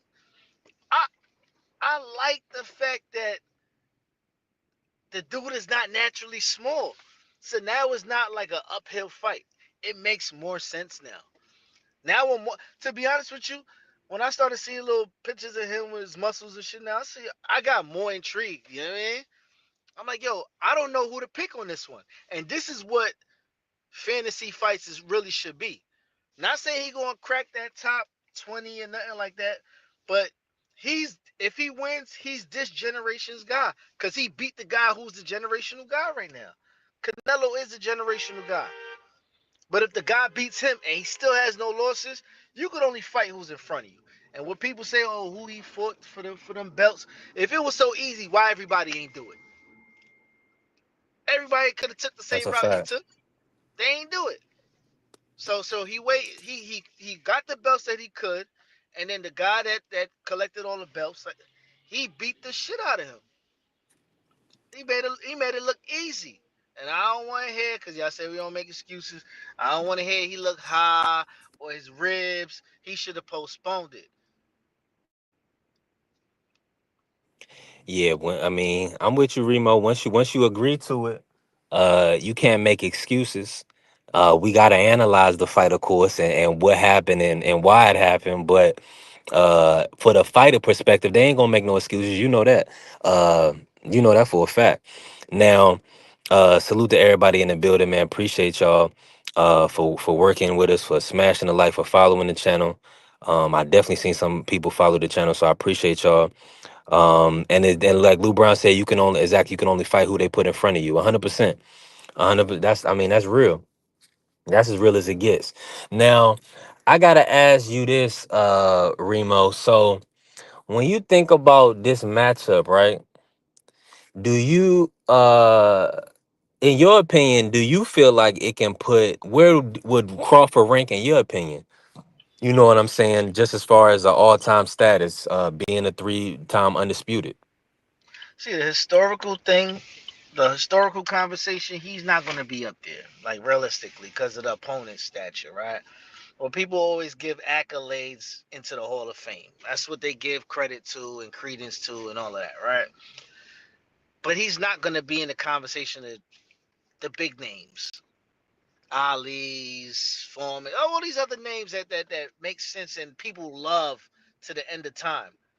He's not going to crack that due to the fact that he didn't get an opportunity to fight a lot of those names.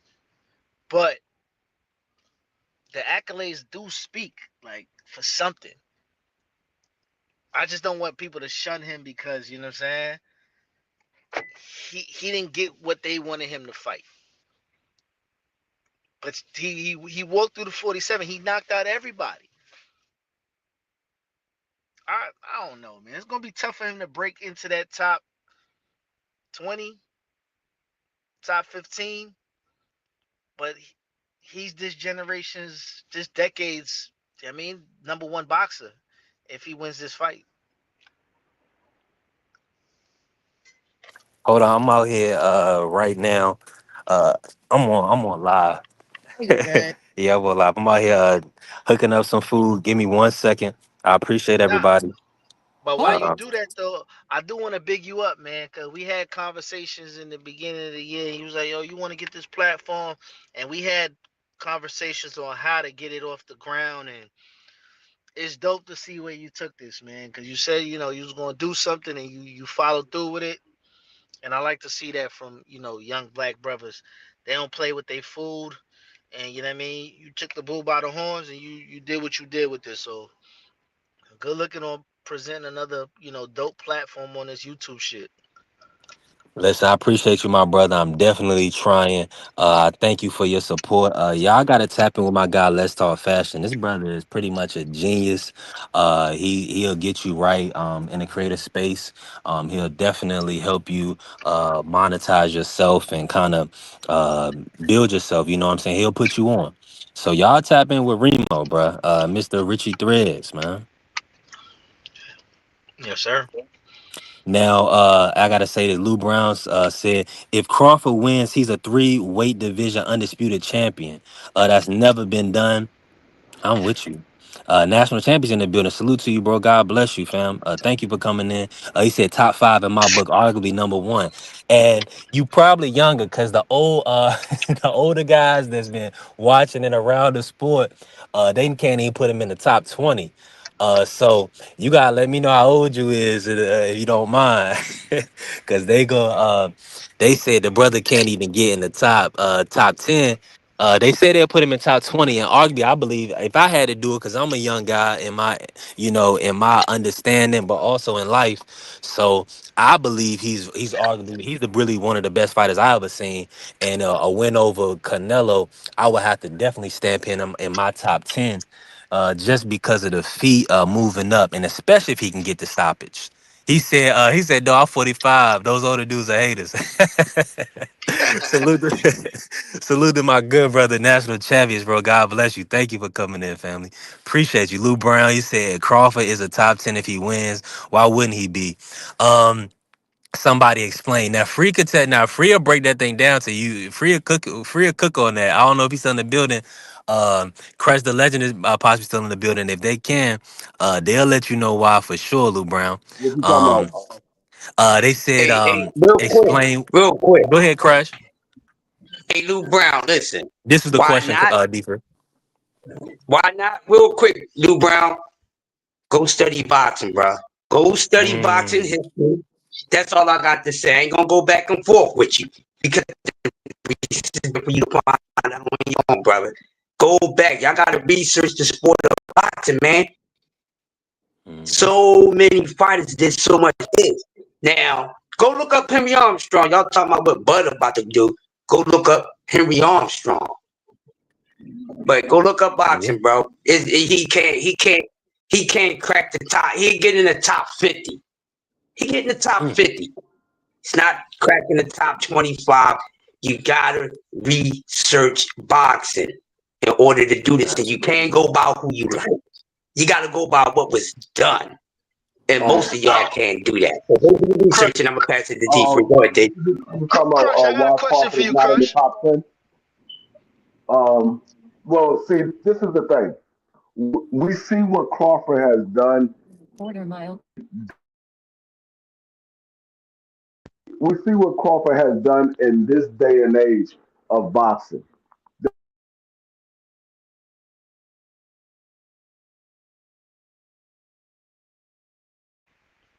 He going in and out. You went out Free. Okay, my bad. Can you? So Yep, the you good. reason why the reason why Crawford is not in the top 10, even if he beats Canelo, is because with Crawford in this day and age, we saw what he was able to do. The problem is there's only roughly about 4 to 5 guys that you can really say that was that that level of a fighter, as a good level of fighter. When you look at the guys from yesteryears, majority of their fighting career, they fought top level guys. Crawford went through 140 pounds and 130 and 147, where he didn't really fight top level guys. There were some good guys in between, but nobody really cared about those fighters.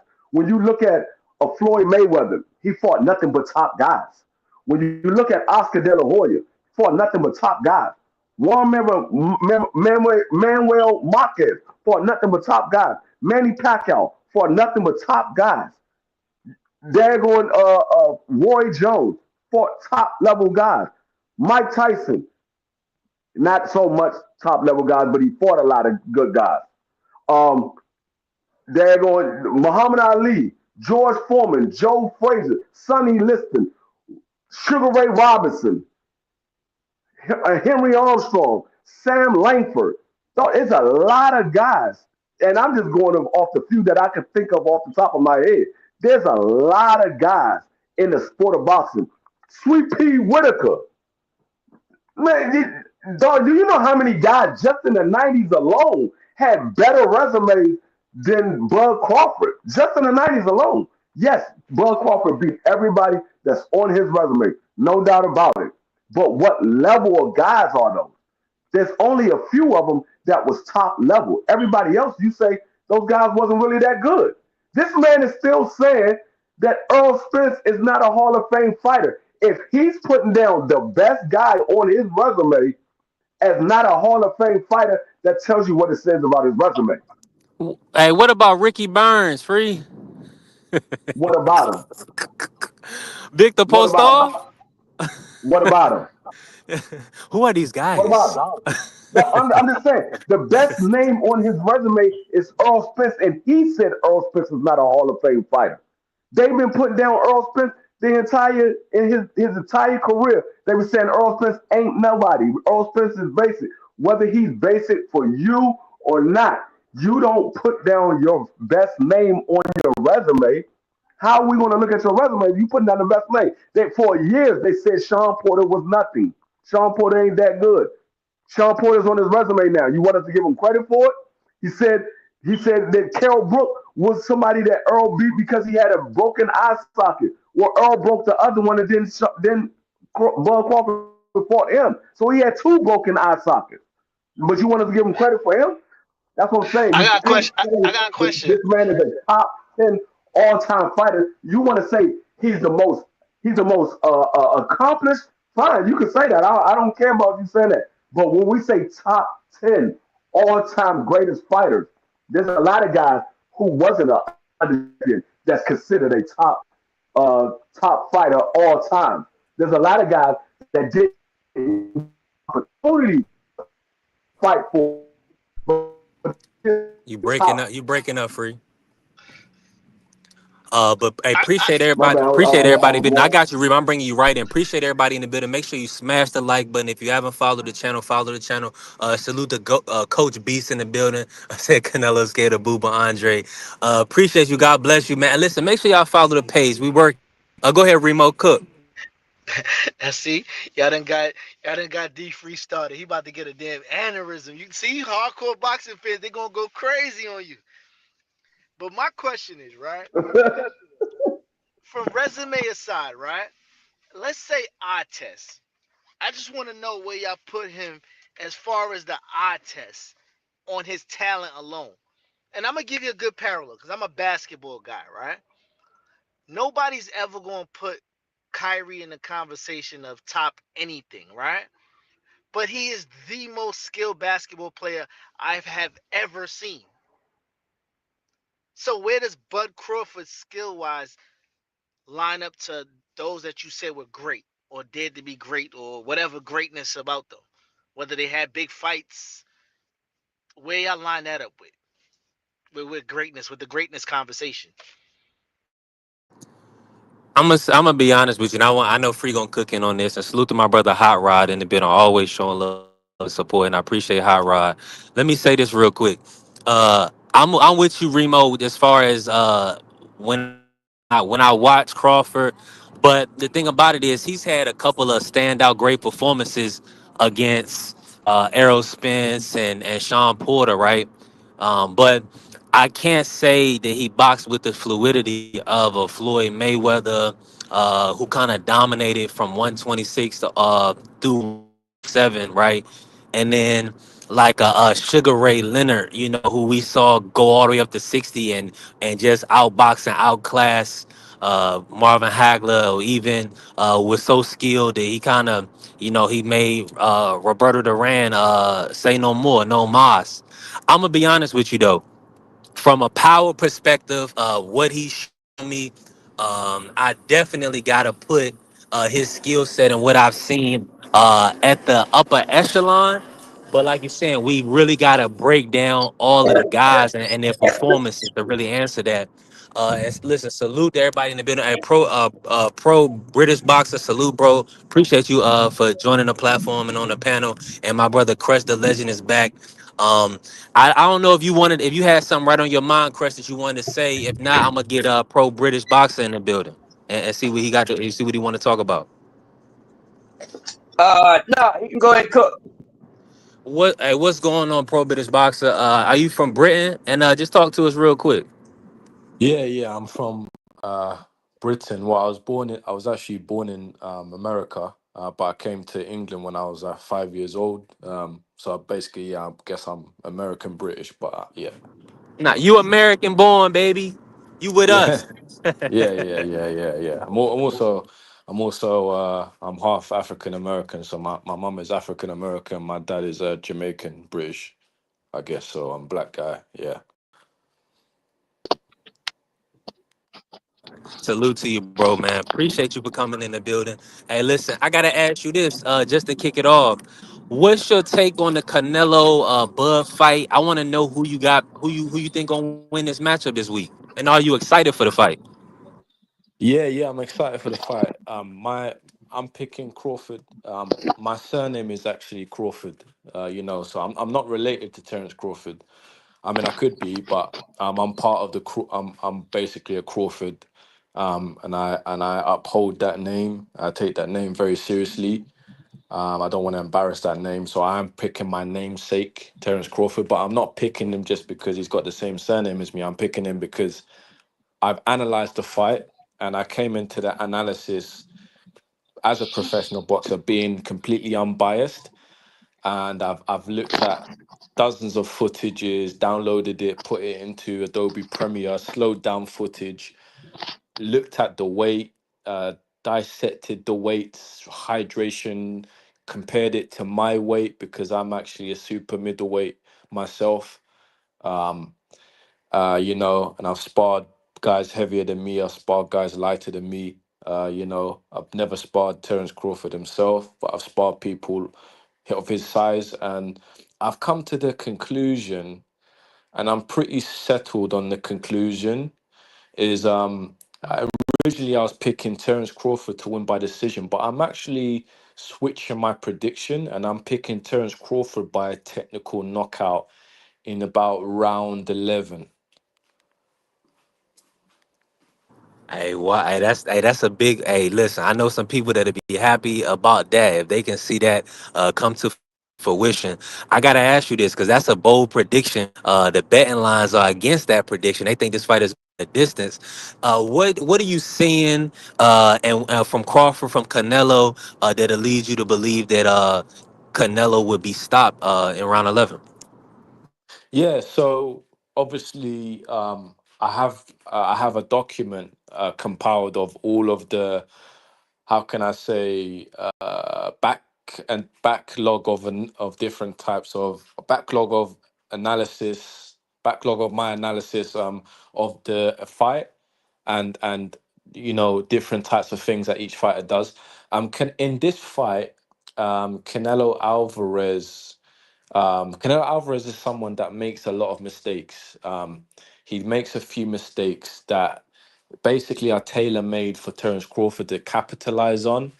I've also The reason why I'm predicting a technical knockout as well is because Terence Crawford has cut down to this weight in a very effective way, where he's actually increased his strength, but he has also kept his speed or improved his speed slightly, and has basically improved in terms of his energy. So he's going to be fully hydrated. He's not cutting himself down to a weight. So his brain is going to be full of oxygen, which means he's going to be able to capitalize on a lot of the bursts that Canelo Alvarez is going to do. I broke this down on a macronutrient level. I basically use mathematics and physics, slowing down footage and analyzing it, writing down bullet points, calculating the probabilities of X, Y, and Z happening. And there's more, there is more positive things that will be happening for Terence Crawford rather than Canelo. Canelo really and truly, really and truly has only one way to win, and that's by knockout. I don't see him winning on the cards.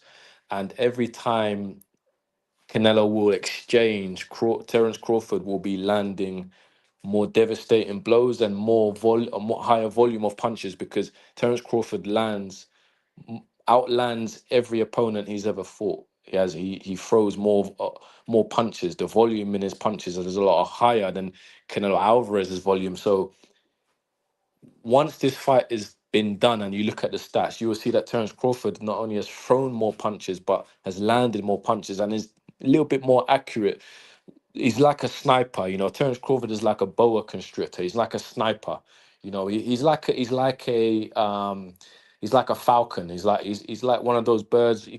Once he sees you, he's got you. You know what I mean? And once he's figured you out, the more punches start being landed, he's able to put together 7 shots and maybe 5 or 6 of them land. Canelo Alvarez can't do that. He's not a massive combination puncher. He puts everything into one shot. He's a power puncher. His volume comes from the power punches. And he's not going to be able to do that without being counted. And it's going to happen over and over again. And the result of this fight also hinges upon whether Terence Crawford can take Canelo's power. I'm banking that he can take Canelo's power. And because of that, Canelo Alvarez has absolutely no way to win this fight. Even if this fight does go to the cards, uh, we do have one corrupt judge that will probably give it a draw. But this fight is gonna be Terence Crawford's fight and day to win. And yeah, he's gonna win this fight. Guaranteed. I put my life on it. And like, I put my absolute life on it. I put my money on it. I am fully confident that Terence Crawford is gonna win this fight. Absolutely. Hey man, hey, salute to you. Don't I put your life appreciate on you. it, though. Hey, the OG Crash, he tell you don't put your life on it. Um, I'm gonna be honest with you. I'm hoping that you 100% right. Because on this side of the pond, family, it be a war a lot of the times. Unfortunately, but we love. I got a lot of love for my brothers and sisters that are not Black Americans, but man, we be fighting out here, and it'll be a beautiful sight to see Canelo's chin get cracked, and Eddie Reynoso have to pull him out the fight. Uh, that'll be a great sight. And listen, let me just say this real quick, and I'm gonna give my brothers the cook because I know I know I gotta get Hot Rod on this. Make sure y'all smash the like button. If you haven't followed the channel, follow the channel, B3 Picks TV. We working. I got British Boxer in the building, man. Pro British Boxer. He came on, he's cooking right now. He said he got Bud by stoppage, late stoppage. Hot Rod, how your audio? Come on, you ain't said nothing all day. What's going on with you? Okay, let me see. Hot Rod may be moving around. Yo, What's good, Rod? You coming through? man, I don't know Cook who the for me. hell. I don't know who the hell said Kyrie Irving is the best skill player. What the fuck were you watching? Nigga ain't more skilled than Kobe Bryant. Fuck is he talking about? Hold on. I gotta drop for my brother Hot Rod. Hold on, let me see where it is. Um all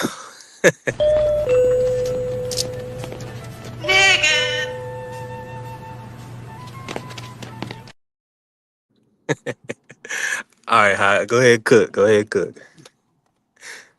It's fight week, man. It's about to go down. It's about to go down. Crawford, money line, money line, money line. It's almost time. It's Man, almost time. Man, I can't wait. Hey, you might get Remo to pull back up. Hey, listen, but you gotta have decorum, man. Everybody don't want to get cursed out. Let me say this though. Kyrie is great defensively.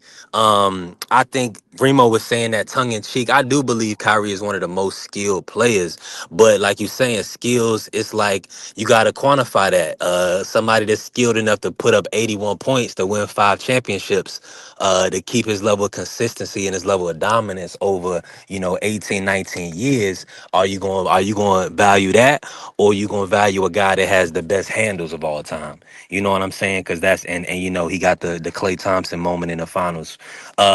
So he said Kyrie finished left hand and right hand off the dribble post work. Kyrie got a full package, Remo, but when you saying Hey, all time, hey, that's a different level. I mean hey, the greatest of all time.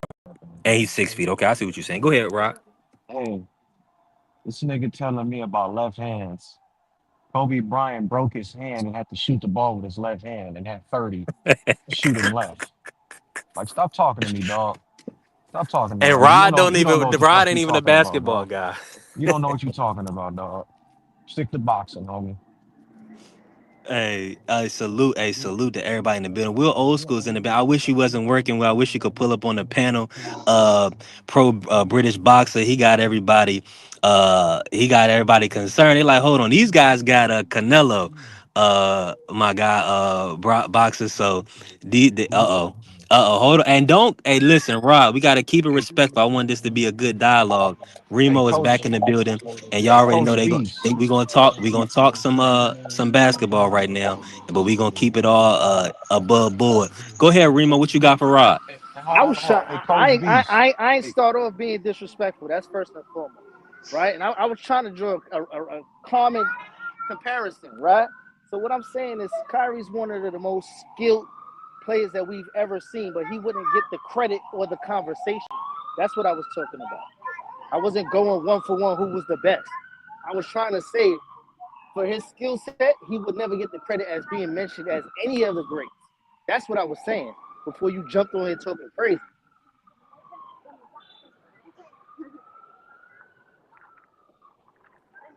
Hey, I'm with you. I'm with you on that, Remo. How? Hold on, I'm dropping off some food right now.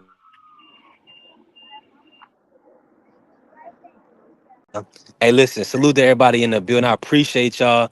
Now, we I mean, I'm just thankful somebody is he said he's done the research. He got Canelo getting stopped in round 11. Hey, look. Hey, look, I'm in the elements. I'm about to get my black ass up out of here. I don't live over here. Hey, we working though. Hey, pull up, trees, pull up.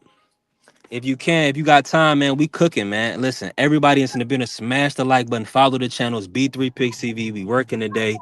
Uh, we cooking. Pro British Box. You got anything else for me? Yeah, yeah, definitely. Cook. Like because I want to say another thing as well. Yeah, like there, as I said before, the result of this fight hinges upon one thing: if Terence can take Canelo's power, because he most likely is going to take his power, and when he does take his power, this fight is going to go downhill because Canelo is not a better boxer than Terence Crawford. Now, in terms of the size, a lot of people keep talking about the size. Like Canelo's a bigger man.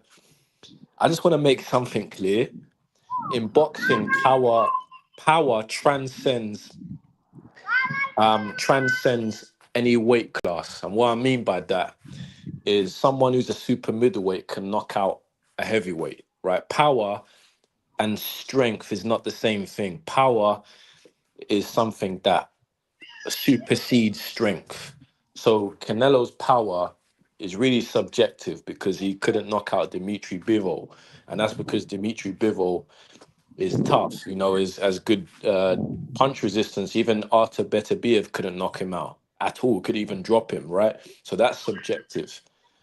Terence Crawford is the same way. Terence Crawford is cut from the same cloth as a Usyk, as that Japanese wrestler. Sorry, Japanese fighter. Maybe you can say Dimitri is also cut from that cloth because I think Dimitri beat better be of the first time. He's cut from that cloth of fighters that don't drink and don't smoke and have taken care of their body. Canelo Alvarez is losing his hair, is aged, and you know, how can I say, he's not been the cleanest. So it's styles make fights, and Terence is coming into this fight not the smaller man. They're basically going to be the same size, right? I would even say that Terence, because I think he's going to weigh in at 166 or 167 pounds ripped, and then he's going to rehydrate back up to maybe 175, 174. And Canelo's going to go back up to 175, 176. He's not going to go over 180. That's a lie. That's a myth. So they're basically coming in the same size. So all this talk of the smaller man moving up. No, the bigger man is just cutting less weight and he's gained a bit more muscle. That's all it is. So the, you know, he's gonna win. Terrence is gonna win because I've already done the work. I've done the research. I'm not just saying this and guessing. I've done the research. I've analyzed Canelo Alvarez. I've analyzed his mistakes. He makes too much mistakes in this fight. The only chance he has at making this competitive is if he implements head movement. When was the last time we saw him implement head movement as a super middleweight? He can't be bothered to do that. He doesn't have it in him to do that. He's become a lazy fighter, right? So this fight is very, very winnable, and it's only gonna go one way. And it's gonna be basically just it's gonna be very, very similar to Floyd Mayweather against Canelo, but a different version of that. Terence Crawford is going to accumulate a lot of punches. He's going to land a lot of punches because Canelo Alvarez has basically spots where he's looking to burst and looking to land those haymaker punches, and he's open. He's very, very open. William Skull could have landed a lot of shots, but he didn't. So Terence Crawford saw that, and he's going to take advantage of that. And I know he is because I've added that to one of my analysis notes. I have over 1,000 words of a whole analysis of both fighters and how both of them are going to win and what the most probable outcome is based on mathematics. So mathematically, it's highly probable. I'm going to say 95% chance that Terence Crawford wins, and there's only a 5% chance that he loses. And this is why I'm so confident because all the Canelo fans are going to cry on Sunday morning. They're going to cry, and I'm just warning you, if you're a Canelo fan, that I'm telling you right now, he's going to lose, and there's nothing you can do about it. I'm just warning you. So when you get upset, don't cry. I did warn you. So maybe and analyze next time. But yeah, that's what I have to say. So, let me ask you a question. You said a whole lot. Sounds good. So you basically saying this is a lopsided, one-sided fight. Is what you saying for Terence Crawford. Absolutely, yeah. I like what you saying, bro, but I disagree with that. This is not a lopsided fight for neither one of these guys. In my honest opinion, I don't think it's a lopsided victory for neither one of these guys. And then if it is, it's a damn disappointment because it's not supposed to be one-sided victories when the best fighting the best. But we going to see. We heard your mathematics and all that. Sounds good, but you may be right, but you may not be right. 95% chance of winning, bruh. I disagree with that respectfully. Hey, that Hey, those are OG today's Crush, mathematics. OG Crush. Crush, Go ahead, Rock. hey, OG Crush. I'm in the same boat as him, to be honest. As I was saying, if it wasn't for the weight, if they same size, nobody had to come up or come down. I think Crawford would sleep this dude. If they were the same size, nobody had to come up or nobody had to come down. I think Terrence Crawford would sleep Canelo. But because he has to come up in weight, which is why I have it going decision. He's a way better fighter than this dude, bro. We talk about pound for pound. Pound for pound means if they fought at the same weight class, who wins? Crawford would beat him at the same weight class, dog. whatever, same weight class. He would beat Usyk. He would beat a no weight. Crawford would beat all these dudes. Same weight class. That's how you define who's number one pound for pound. If they fought at the same weight class, who would win? I don't see nobody beating Terrence Crawford. Nobody. Nobody in the sport today. Hey, Canelo, and he's not the same fighter. And he's not the same fighter, OG. That head movement, that waist movement, we ain't seen that since he went on his undisputed run. He ain't the same fighter. And, listen, and you can bring up, oh, he coming off a long layoff. Crawford is used to coming off a long layoff. He the only fighter in the sport that I know that can come off a layoff and still be sharp. He the only fighter. And you're talking about the most accurate puncher in boxing. And if I'm lying, tell me I'm lying. Terrence Crawford is the most accurate puncher in boxing. Look up the numbers. I don't have Precise, to look up the numbers, right? I precise already precision know, bro. accuracy. He's going to time him. He's going to time his ass. That's what he gonna need to do, man. I'm picking Crawford to win, man. But I don't think it's a easy walk in the park. That's all I'm saying. I'm picking him to win, but it ain't gonna be no fucking walk in the park. Nah, Magumov wasn't a fucking walk in the park. Should have knocked that dude out. Amen. I don't do the triangle theory, OG, because that's a totally different style. It's a totally different style. I don't do the triangle theory. You don't have to, Rod. Sometimes I do. Sometimes I do. I'm doing it this time, Rod. Agree or disagree. I'm doing it this time. I'm guilty. I don't know if it's obtuse, isosceles, or equilateral, but I do know one thing. Madrimov was there for the taking, and he could not be taken. I don't know if it was because Madrimov is that good of a fighter. I recently heard that Madrimov is a much better fighter than Canelo is, which to me is a little preposterous. But I'm not mad at what people feel or what they think. I will say this: if he is to win on the scorecards, he would have to effectively to get a split decision, and this is proof positive because it's been time and time again.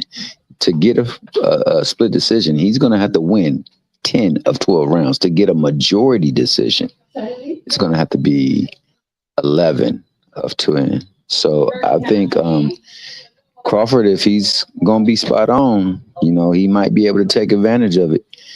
If the Canelo that came in the ring against Skull is late, because he was lazy in that fight. I agree with Hot Rod. He was lazy in that fight.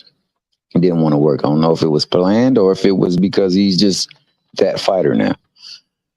Against Ryder, likewise, he was available to be hit and didn't do much on the inside. So if those two Canelos come in, I do see a chance where your boy can be there hitting him enough.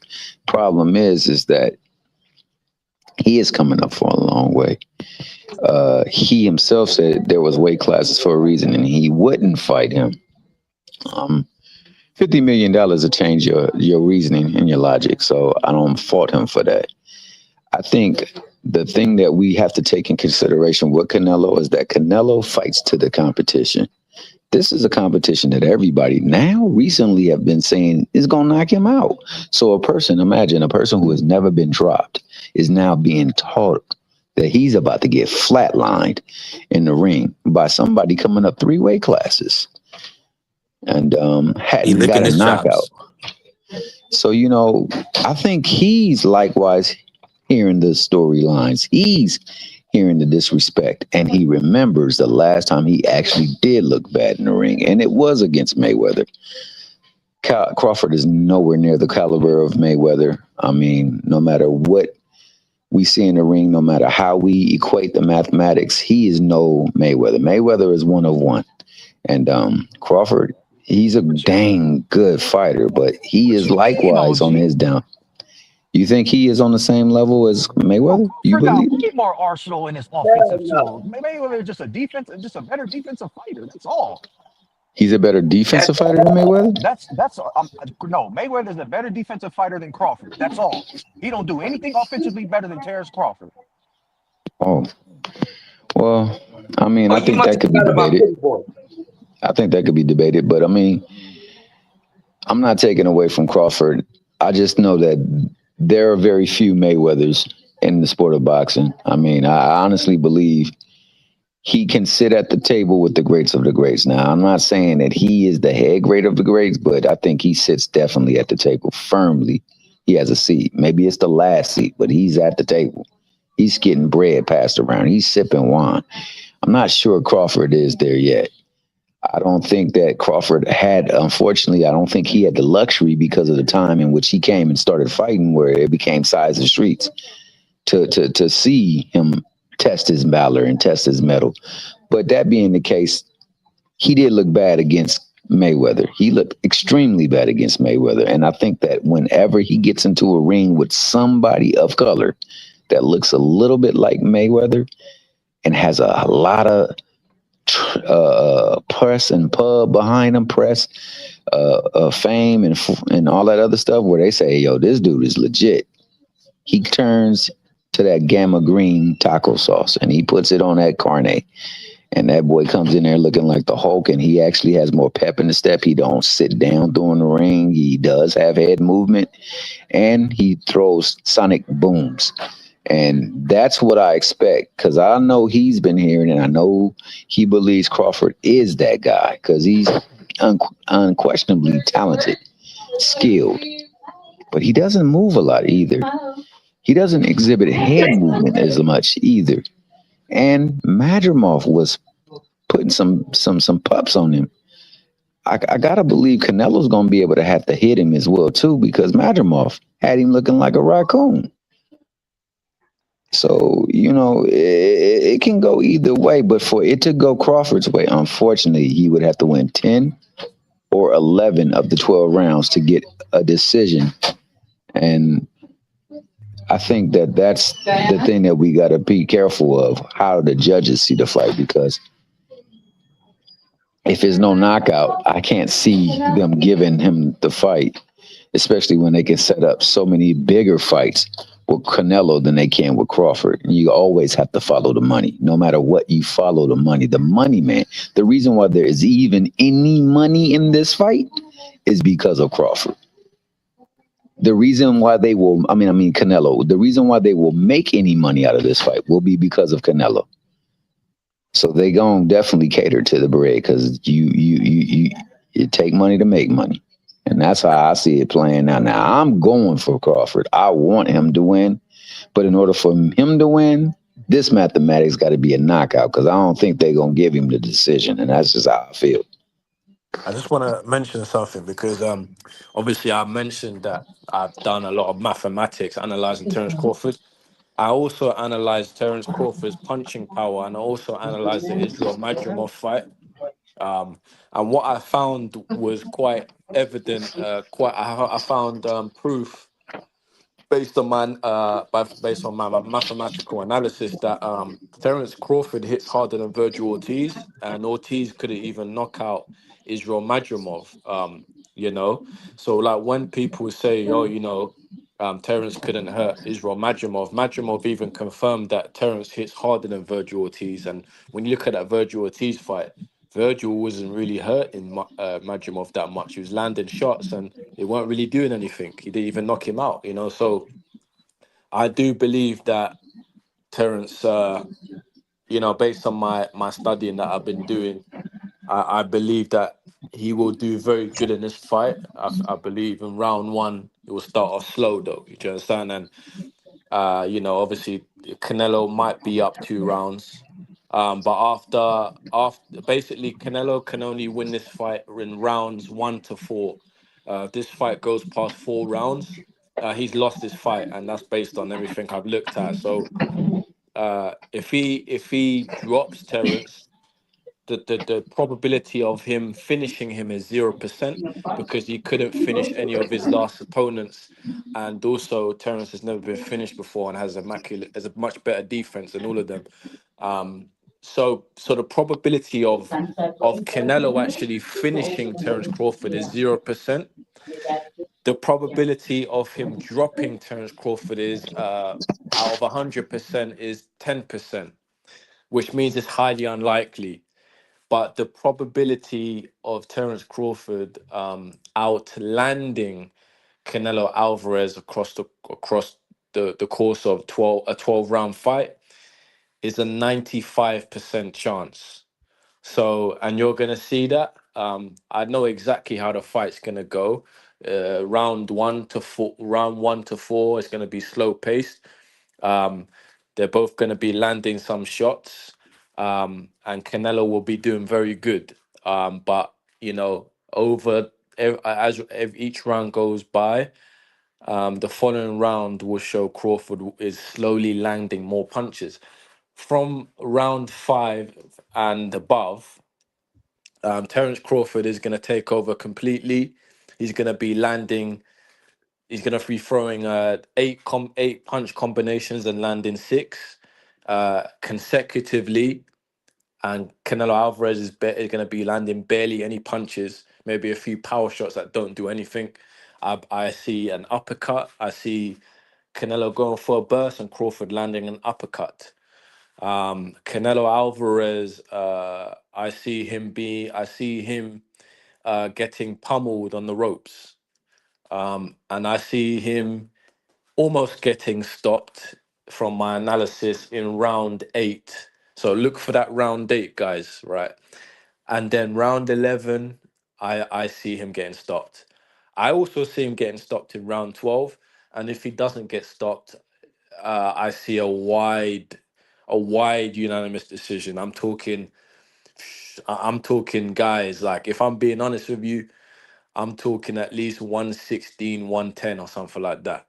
Uh, I don't that My analysis and my prediction, it sees the fight going that way. Um, I know it's hard to believe, but I can absolutely promise you, remember this live and remember everything I said and watch the fight and you'll see it's gonna go exactly like that.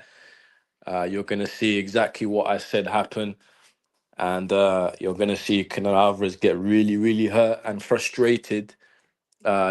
And he's not gonna know what to do. And also, what you're gonna see is Canelo Alvarez try to wrestle Terence Crawford and put him in a headlock and try and throw him on the floor or something. You're gonna see that once or twice. It's gonna happen, and you're gonna see basically someone Canelo Alvarez just getting beat up in there. That's why I can only really see a stoppage. I can't see, I just can't see Terence not taking him out. I just can't see it. I see Terence taking him out in round 11. I see him knocking. I don't see him knocking him out. I just see the ref stopping it. After because those punches he's landing is gonna be it's gonna go from 8 thrown, 5 or 6 landed to 8 thrown and 7 landed. 7 landed, and you're gonna see an uppercut. You're gonna see that dangerous uppercut, a very, very, very dangerous uppercut. I predicted that Terence is gonna be landing vicious uppercuts off the rope, vicious uppercuts in the center of the ring as well. Remember that uppercuts, and then also remember the straight right cross, the straight right cross from Orthodox. That is going to be destroying Canelo all night. And also see Terence going to the middle of the ring. Every time Canelo tries to get him onto the ropes, he circulates to the middle of the ring. You're going to see that a lot. And Canelo is not going to know what to do. I do see him moving his head a little bit, but then he's going to stop that after like 2 or 3 rounds. Uh, you know, so that's how the fight's going to go, people. I'm sorry to tell you that Canelo is not winning this fight. And there's nothing anyone could do about it because I've already done the analysis. I've done the research. I've calculated everything, and that's what's gonna happen. So if anyone disagrees, you're basically going against physics, you're going against mathematics, and you're going against experience. So if you are picking Terence and you're worried, don't worry. He's not gonna lose this fight. He's gonna win. This is the reason why Terence has taken this fight, because Canelo is tailor made for him. So I just relax and look forward to Canelo getting beaten up on Saturday. Man, hey, salute to you, British boxer, man. Hey, I truly appreciate you coming on the panel and giving that opinion. Man, listen, everybody in the building, make sure y'all smash the like button. If you ain't follow the channel, follow the channel. Carrie said, BT not gonna say nothing. Absolutely not. Listen, I'm working right now, but I like clean, clear audio. I like everybody to get their opinion. Y'all know I love to keep a respectful panel. So we working, man. Everybody come to B3 Picks TV and get their opinions off. And no judgment here. Now you're gonna get some backlash, you might get some opposition, but that's about it, man. We want to hear what people gotta say. Man, Who want the floor? Who want the floor? Go ahead. OG Thomas, OG Crush, y'all here? Yeah, Man, yeah, man. what is so great about Floyd when the nigga? Let me ask this: how many fighters did Floyd fight in his prime? Mm, How many fighters did he fight in Mm, their prime? I mean, that's a good question. Yo, I know he You said fought a how lot many? of fighters out. You said how many did he fight in his prime? Hmm. How many He fighters fought did a What do lot of you? Floyd fighters What? that fight? were in their Hold prime on, when he was out of How his many prime and he fighters? dominated. How many fighters hold did on. Floyd fight in their prime? His opponent was in their prime. You fought a lot of guys that was in their prime. All You fought right, a you got lot. to go back and watch Floyd, man. Floyd is You fought special. a, you fought a lot of guys that was in their prime. But OG, these niggas saying he top 10. Oh, is he top 10? He ain't better than no motherfucking Sugar Ray Robinson. He ain't better than motherfucking Archie Moore. What are we talking about? they in my top.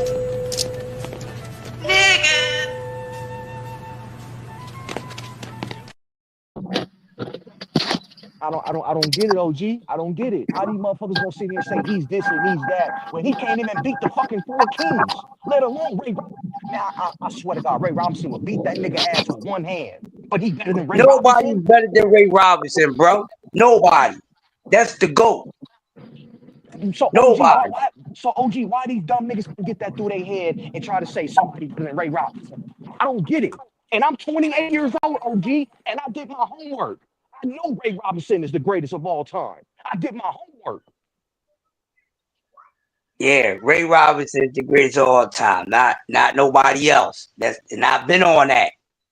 That's my great grandfather's favorite fighter, man. That's the GOAT. He's the reason why Pound for Pound exists. Can't I dispute mean, that, man.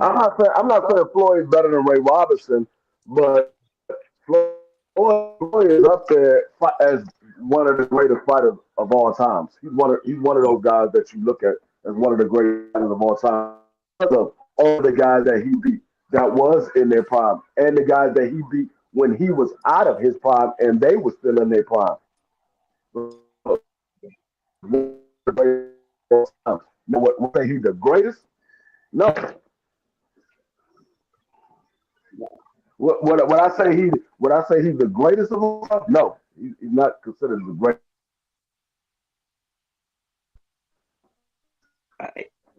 I would My definitely put problem is, Floyd in my top 10. I'll put him in my top 10.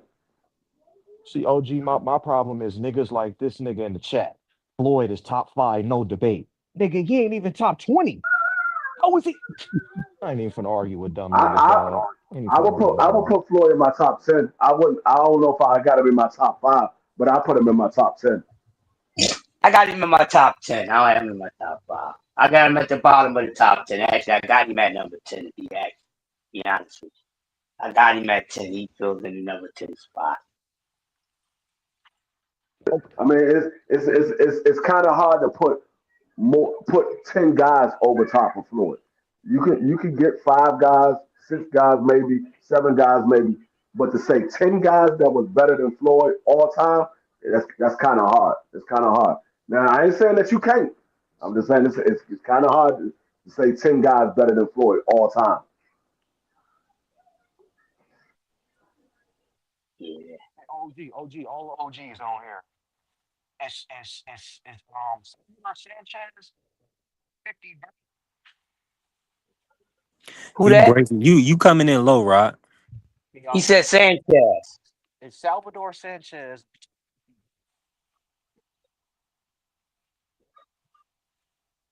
I like. Mm.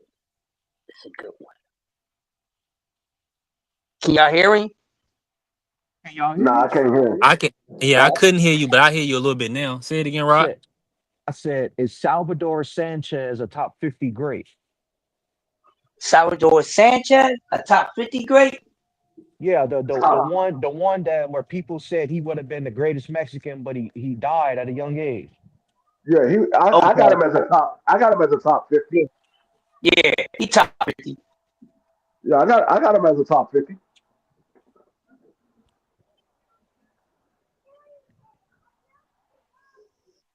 Yeah, I think that's based on what he did, Rod. He had a lot of fights. He was champion at a young age. He didn't get to, his career didn't get to play out, but he was whipping. He was whipping dudes. Yeah, yeah, I Uh, mean, he was still great for the short period of time because I think his career only lasted like 5 years. But in those 5 years, he did a lot in those 5 years. Wait, OG, he only had a 5-year pro career, and that's how highly people think of him. What the fuck? You got to see the guys that he fought in those 5 years. You got to see So the so guys that he fought in those 5 years.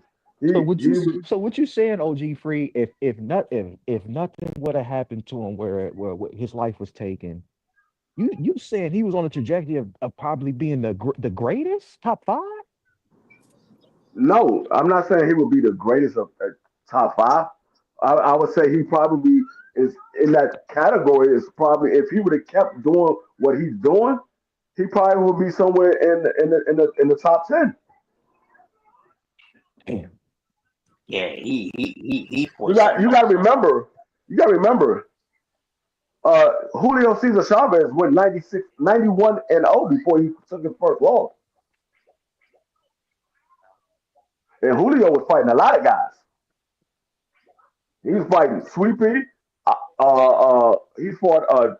Who was the other guy that he fought that everybody thought he should have? I mean that. Uh, um, Melvin, yeah, Meldred Taylor. Julio was fighting a lot of guys. He went 91-0 before he took his first loss. but he had like eight. He had 80 something fights in before he bought his ass over here. Yeah, but you got to remember back then these guys was fighting a lot of times in a year. Yeah, Mike Tyson yeah, had I think somewhere like 15, 16 fights in a year. Niggas yeah, was fighting a lot in a year.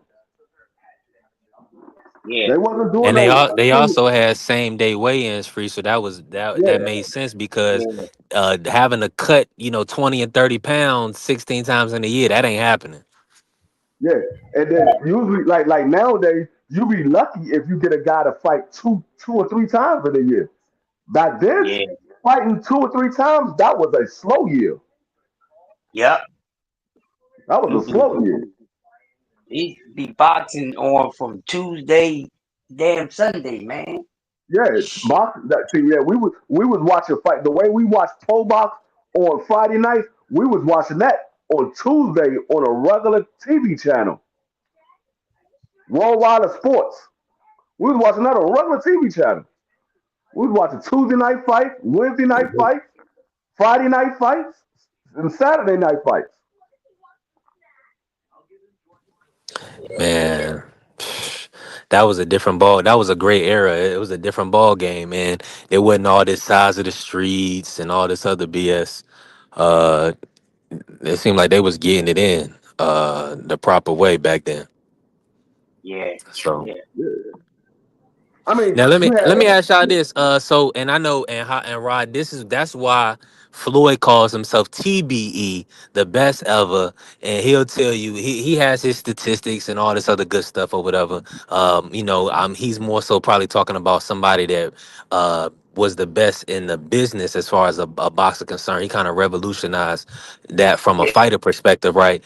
Because he know yeah. for a fact Sugar Ray Robinson is the greatest. Put kick on that, Crush. You agree, right? Like Floyd know what time it is. He know who the greatest is. He know what Sugar Ray Robinson, man. You know Sugar Ray Robinson. Tell you, nobody got this thing, man. No, So that's just what it is. Hey, listen, everybody in the building, I appreciate y'all. Make sure y'all smash the like button, follow the channel. We working. Y'all and Eric Carrier, Lou Brown, T Mac, y'all working in the chat right now. Y'all I appreciate y'all. Now, they thought Manny Pac-Man, James Tony, Costa Zoo, Sam Langford. He said Emmanuel Augustus is the best journeyman of all time. He said Sam Langford is a Hall of Fame journeyman. Man, y'all cooking right now. Listen, I'm excited for this fight, man. This is going to tell us a lot. We're going to see if weight classes are there for a reason. We're going to see is Bud, who a lot of people believe he is an all-time great fighter. So, hey, this is going to be a friendly event. Now, I'm just thankful that it's in Vegas, man. We got it on U.S. soil. I'm hoping and praying that everybody does an adequate job, a competent job, as far as the referee, as far as the judging. A lot of times in boxing we get horrible decisions. So I'm just hoping, and if it goes to decision, I'm just hoping that everything will go the way it's supposed to go. And salute to my good brother, William Old School. I appreciate you for coming on the panel, Will Old School. How my audio coming through? Good. Cook, with this open panel. Salute Old School. Cook on what you had to say to the people. Cook for us. Bruh, I sat there and watched that British dude. Now, literally, if I could have got home quicker for lunch, dude, I'd have been all over it. I know. That dude there, oh my God, so fucking, him and his mathematics. What fucking mathematics? Today's mathematics. That sounded stupid. Salute to Come British on, bro. boxing, man. That sounds like one of them guys just trying to pass off their opinion, shove it down your throat with no lubricant, any fucking thing. Get the fuck out of that shit. Let's go. I love it. Let's go. But, bro, here's the way But it oh, goes. white man, get him, And Will. here's all y'all can answer this. Who, what great has Bud beat? And don't give me Spence, because Spence was ruined by the time he faced him. Not What great one. has Bud beat? Not one. Unfortunately, OG, he hasn't beaten one. There you go. So what makes anybody think that he's just going to go in there and knock Canelo out when Canelo's been hit by some really big players in the game? To me, OG, I think Crawford is the best fighter on his resume. I think Crawford would beat all the niggas on his resume. That's me. Well, I need to see it Throw it then, in the chat for because that. I watched Crawford. I watched him avoid guys in their prime. He didn't fight. He didn't fight Porter when he could have fought Porter in his prime. Instead, he waited till Porter had one foot out the door, barely fucking trained, and he fought him like that to the point where Kenny had to throw the goddamn towel in because he didn't train right. He fought Kell Brook. Kell Brook had broken eye sockets and everything else by the time he fought him. Then he fights Spence. Spence was getting a fuck beat out of him ever since the car wreck and sparring, which is why he had broken ribs and shit when he went in the ring with Bud. So what great has Bud beat? Come on, answer it. Give me the guy. Look, I'm not a fucking Canelo fan. I really ain't. I'm not a fan of either guy, to tell you the God's honest truth. But people are talking nonsense, bro. This is probably a 60-40 fight, in my opinion. And the only reason I'm giving Canelo the edge is because he's never been knocked out. And Bud, the way he fights, Bud fights to knock people out. But he's got to stand in front of Canelo to do that. And to get beat up on by Canelo before he can get to that fucking point. Canelo's going to beat on his arms. He's going to beat on his body. And by the time probably the 6th and 7th round comes, his body's going to be aching. I doubt he's going to be able to freaking knock Canelo out after that. Then we got to look at the extra weight he's carrying. He didn't look so great in the Madrimov fight. That extra weight showed. He slowed down a little bit. He didn't have the freaking serious punch that he had at 47. So when he gets in there with Canelo, he's going to be carrying even more extra weight. He's going to have, to be honest, he needs to move like he did at 140 to get out of the way of Canelo's punches. He's not going to be able to do that with all that extra weight. And what do they say about muscle? All that extra muscle he's putting on, it takes away from your cardio. His cardio was good at 147. It was okay at 154. 2 weight classes up from that, I doubt with all that muscle, his cardio is going to be that good in the end of the fight to begin with. That's my opinion on it. I got Canelo. I think it goes to decision. If Bud stands in front of him, he gets knocked out. If Bud tries to stand there and do what he does with everybody else and tries to knock Canelo out, he's getting knocked out. That's my opinion. Great pick, old school. Yeah, great cooking. Salute to my good brother Old School coming in with the heat, with the fire. Salute to the Queen 7-1 and everybody that's in the building with us. Make sure y'all smashing the like button. If y'all haven't followed the channel, follow the channel B3 Picks TV. We putting in some great work right now. Um, he's curious that I see B3 channel is the ECW of boxing. Hey, listen. Anybody can come on the panel and cook. I mean, I'm just thankful that we got a lot of respectful brothers. Nobody came out on here trolling us, trying to whip out Johnson or doing anything crazy. We got good men, that's above board. You see what I'm saying? And we gonna talk boxing. Now I gotta ask you this, Will Old School, while I got you in here. What's your take on the whole Canelo playing soccer, Bud and his having a shoulder injury?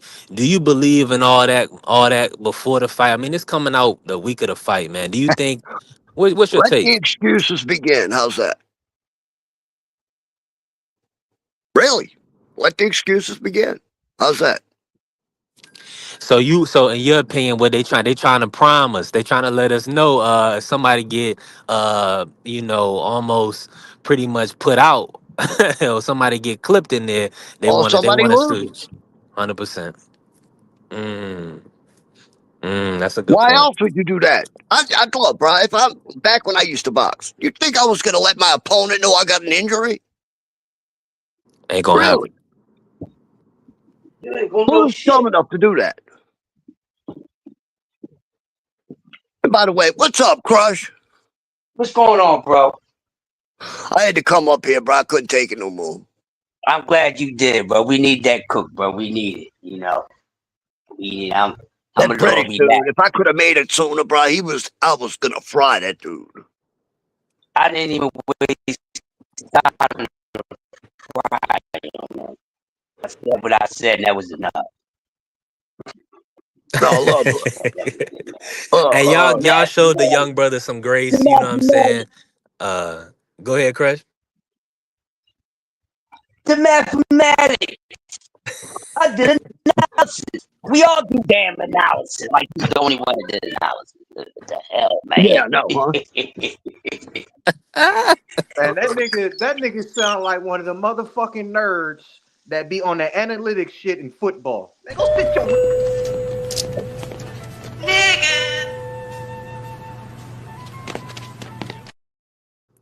man, go sit your weird ass down with that shit, man. Nobody want to hear that shit. Man, he's one of them nerds who used to sit in class, bro, and try to fucking help everybody with their homework, and he used to get picked on.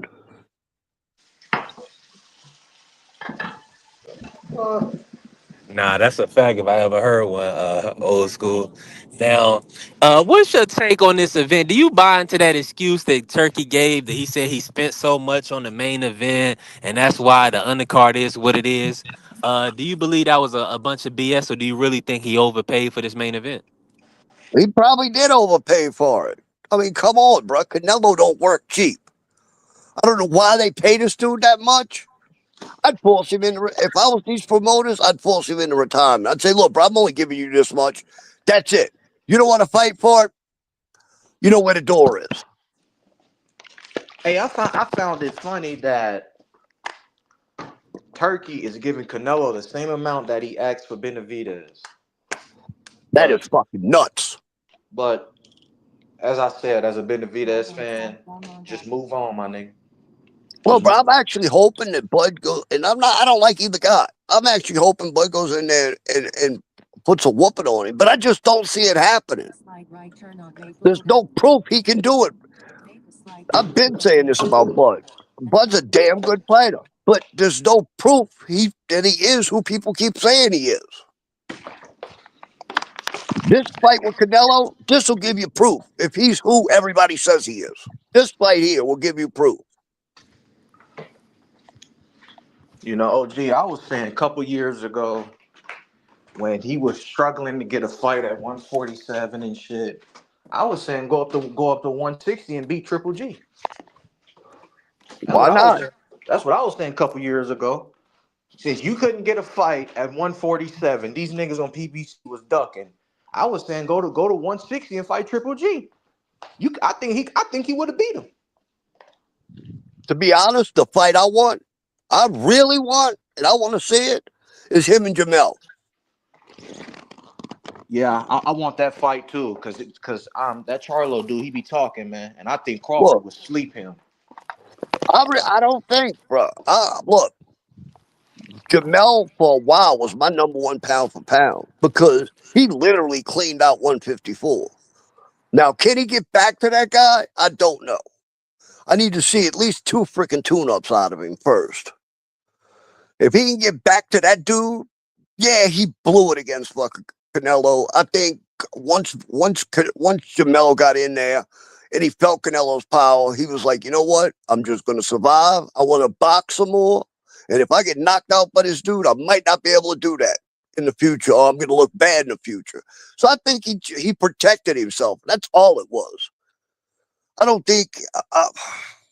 I think if he gets back to the form he was in before the Canelo fight, that's the fight I want to see him and Bud in. I always thought I was getting that fight after Crawford beat Charlo. You know, I don't know. I still don't You know mean to this day. Spence? I still don't know. Yeah, beating Spence. I still don't know to this day why we didn't get that fight next. Like that should have been the fight next. After he destroyed Spence, we should have got Charlo Crawford. And to this day, I don't know why we didn't get the fight. I don't understand it. Well, from what I hear, they tried to make it. What happened though? Where did the negotiations go wrong? Yeah. Something we'll never find out. It's just like with Spence, dude. When Spence was on the top of his game before the car accident, they tried to make the fight with Bud and Bob, and it didn't Smashing the happen. like when everybody in the building. Go ahead, Will, old Just, school. just like they tried to make the freaking fight with Porter. But when does Bud finally fight Porter? When Porter's on his way out the door. Then he fights Spence after the car accident. And look, I told everybody, and I got told, oh, bro, you seeing shit. When Spence fought Ugas, and he dropped that fucking mouthpiece, that was a brain glitch, dude. I don't give a crap what anybody says. He's looking into space. He claims he was looking for his teeth. No, bro, that's what you call a brain glitch from traumatic brain injury from the wreck. He was getting a crap beat out of him in the fucking sparring leading up to the Danny Garcia fight. If you listen to Danny's corner, they knew something was wrong with Spence, and they told Danny to go out there and get him. But what happened? Danny was there for a paycheck, period. He didn't try to go get him. He didn't even give him one little effort to try and go get him. If Ugas would have had some goddamn power, he'd have got Spence out of there. So then he gets in there with Bud. He's got broken ribs. He runs some kind of stupid shit in the high, what do you call it, elevation that he High shouldn't have altitude. done because he wasn't used to it. Screwed up his freaking cardio. Plus, he's got broken ribs, and he can't take a punch no more because of the car wreck. Yeah. Anybody in the top 10 could have whooped that version of Spence that night. Good point. Good point. Hey, let me see. Salute to everybody in the building. And my brother Ann McQueen is working now. I think they talking about other weight classes. I'm not sure what the conversation moved to. Because I was moving around. Now I gotta ask this. They talking about Benavidez moving up the moving up through divisions and things of that nature. I don't want to pivot too much, Will Old School, but I gotta ask you about Benavidez because Canelo famously said only thing Benavidez does is bring an extra 25 pounds. In your opinion, is Benavidez the cream of the crop, and can you see him going to 200 and being a champion and possibly beating Jao Pataya? Mm. I'll say he gives Patai a damn good fight. I don't know. Look, me and D1 had a little going back and forth about that. D1 sees the think that Benavidez will finish him. Benavidez can fight, bro. I don't care. Look, Canelo knew what he was doing, avoiding that dude. Uh, Canelo could say all that bullshit he wanted, but PBC made him a top freaking offer for that fight, and he avoided it. And he knew why he avoided it too. He ain't got the cardio to deal with Benavidez. He's all wrong for him. It's a bad style. Yeah, it's a bad style matchup for fucking Canelo. It's a bad style matchup. Mm-hmm. And look at Yeah. 175. Who in 175 really takes it to Benavidez? Well, right now nobody. But if you would ask me 2, 3 years ago, you know who I'm about to say. Oh You yeah, are, Benavidez. you already know Wolverine would sleep his ass. But Yep. we talking today. So But I he's agree. he's Years going ago, on his way I out agree too with you, now Rod. because he's starting to look old. Yeah, yeah. Wolverine's starting to finally look old. Father Time is finally catching up with old Yeah, I'm in full Wolverine. agreement. But but Turbiev is definitely up there. but Go see ahead. what Yeah, y'all yeah, but see yeah. but what y'all saying that B3, you know where I'm going. I'm not gonna give him that much credit if he fight that nigga because he's old and he had the chance to fight that nigga when he had 2 belts and he turned the fight down. Right. That's Y'all, what I'm saying, Rod. That's what I'm going at with it, bro. like, That's what I'm going at with it. come on, OG Crush, you know me, nigga. He's You gotta ducking the you gotta shit fight out these of dudes. goddamn Benavidez, man. That's why I said this fight between him and Bud is is is is the Duck Fest. Scrooge McDuck and Daffy Warbucks. That's what I call it, but it's gonna be a good fucking fight. This motherfucker ain't enough money to fight boots. I ain't going to 154. I'm trying to cash the fuck out. This motherfucker over here cinnamon red with his bullshit. Oh well, I'm not gonna go. Nah, I don't really want that money. I was bullshitting. I ain't think they was gonna give me that money. See, they called this fuck. He was trying to call his bluff, but he called his. Oh well, you know what? Uh, I guess I will fight the little guy moving up, even though I said 3 or 4 times I wasn't going to fight him. That's the fact. But we getting a fight, so we gonna see Saturday, man. It's just the fact he scared to death of David Benavidez, man. Scared like to death. There was no parts of that man. None. like No like parts of that man. like OG. I'm not feeling that yard Benavidez when we got Wolverine on the undercard. I'm not feeling that. Yeah, Hey, Benavidez has got to stay I'm not gonna busy. put That's up the that way he moving, looks man. at it. No, Yeah. Benavidez, OG what? Oh, Benavidez doing himself a disfavor by keep fucking staying loyal to Al Heyman, my nigga. He doing himself a disfavor, dog. Hmm. Yeah, well, loyalty's a bitch these days. I've been wishing Tank would come out of his shell and get away from Al, but that ain't gonna happen. Yeah, it's about time for you leaving, man. Some Some of things these are not guys, meant to some of these last forever. guys watched Al help them with their career, help them build their career, bruh, and they feel loyalty to the man, and they're not gonna step out on him, and that's just all there is to it, unfortunately. Yeah, yeah. Well, B3, I got to get back to work, bro. I just stopped in the house for lunch and shit because I was trying to catch that dude, but oh well, shit happens. I appreciate you. All All I right, right, y'all. appreciate you, OG, Will good Old talking to School. you, man. Yep, y'all take it easy, fellas. Yes, sir. Man, God man, bless and thank you, Will Old School. Salute, bro.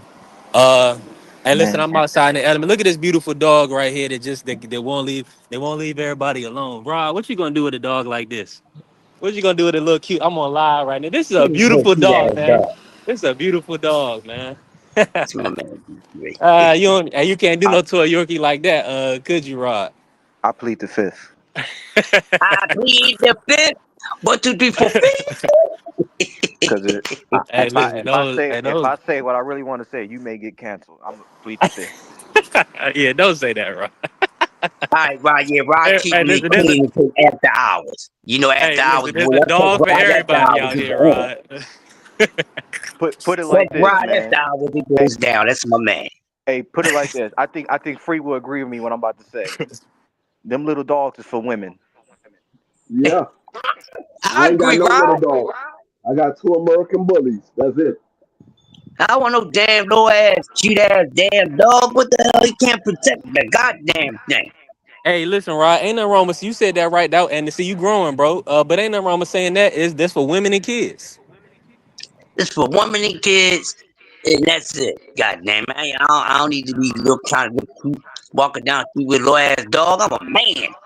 I need me a little beast. Man, God damn I it. just be thinking like, what if something happened? This little dog can't protect me. Hey man, I remember I used to mess with this girl and I used to walk her Yorkie, right?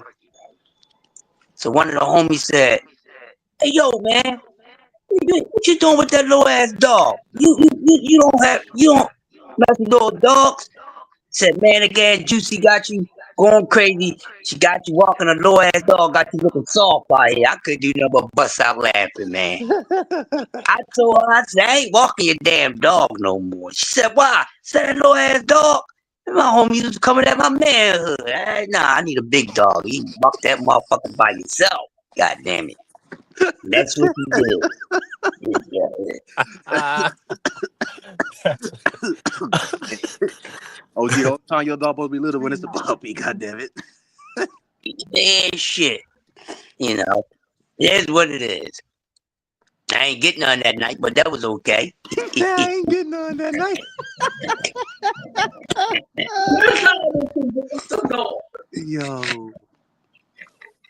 Yo, he you chose manhood over kitty, man. That's that. You did the right thing.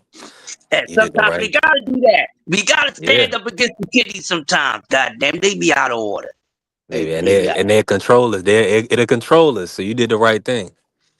God damn, I can't go. Hey Call the notes. I D3, hey D3, I'm up here looking like you yesterday. I'm in my daggone massage chair. Yeah. Uh huh. I bought one for my wife a while ago. This joint cost me like $750. I got it in my bedroom. This joint massage your entire body from your neck to your feet. hey, OG Free. Let me get Krosky, man. Let me get Krosky, man. That man is the rookie of the week as far as running back. That man had 10 carries for 82 yards and a touchdown. That man did better than the next closest rookie running back that came close to him was daggone Omari Hampton.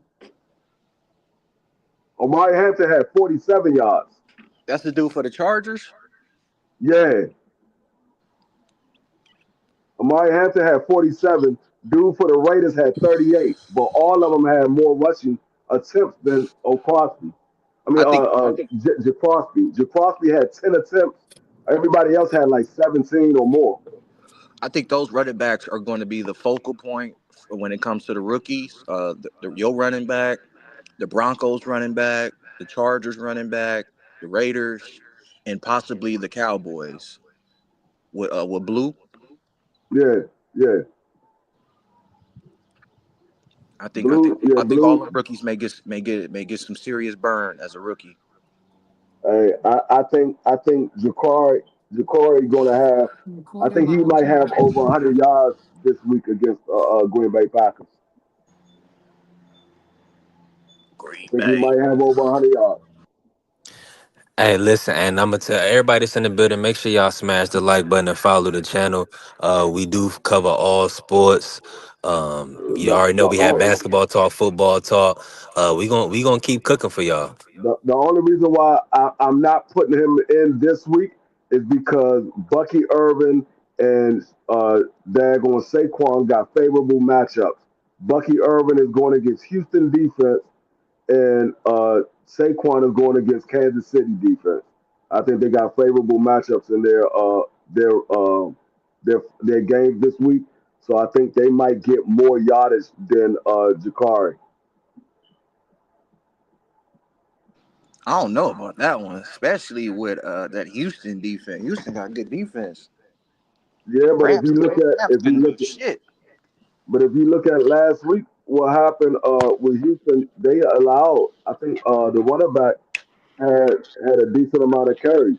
But see, Bucky Irvin is their primary running back, so he catches the ball out of the backfield and he runs.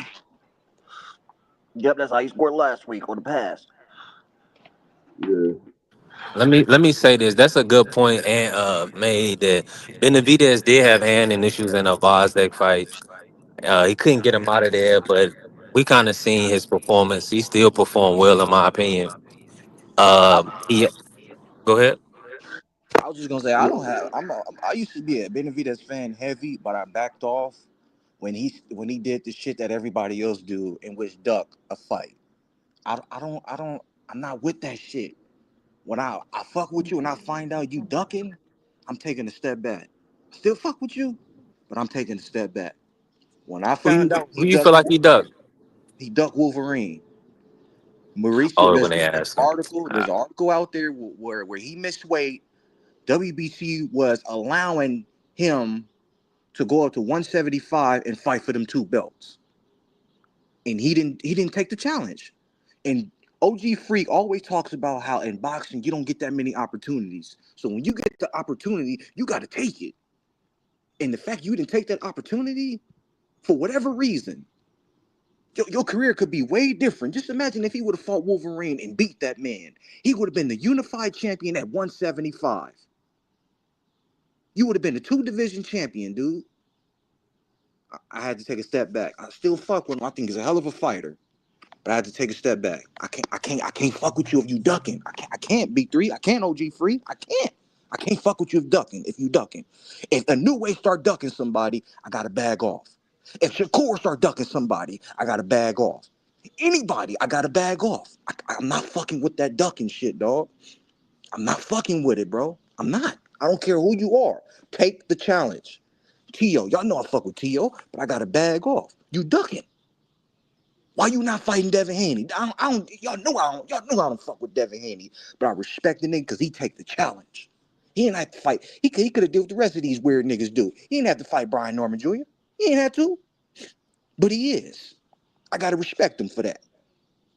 When I mean by he trash B3, his skills. To me, he's not that as skilled as Shakur Stevenson. And they both got the same style. And I think Shakur is a way better skill fighter than Devin. That's what I mean when I say he's trash, B3. It don't got anything to do with what he's doing. Because a lot of these motherfuckers, they take the easy route. Look at Boots taking the easy route. Perfect example. Easy route. What you need a tune up for? You see what I'm saying? See the difference, B3? And you like both. But I'm calling out the bullshit.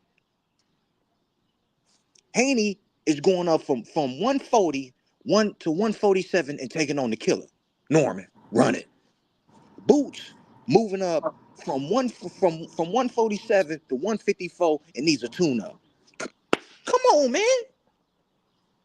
But y'all niggas be saying he this, he that. How? How when he don't want to take the challenge? How? I'll let y'all cook. I gotta handicap these races. And he kept them racist, man. Salute to my brother Hiro in the building, cooking. Smash the like if you follow the channel. Follow the channel. Look, Carrier, he trying to get me started and go blow for blow. Listen, I'm learning. I'm learning, bro. Uh, you don't always take the bait, man. Sometimes you just let it ride. Cause this is what he want. This is what Carrier want from us, Is you bro. motherfuckers finished? Y'all finished? You silly motherfuckers? You got to be soldiers, all right? Soldiers, not clowns. Listen, I gotta clean that clip up and make it a little better. Free, you on mute if you talking with us. Oh, okay, okay. Free talking to his family. Listen, appreciate everybody in the building. Hey, Rod was cooking. Y'all know, yeah.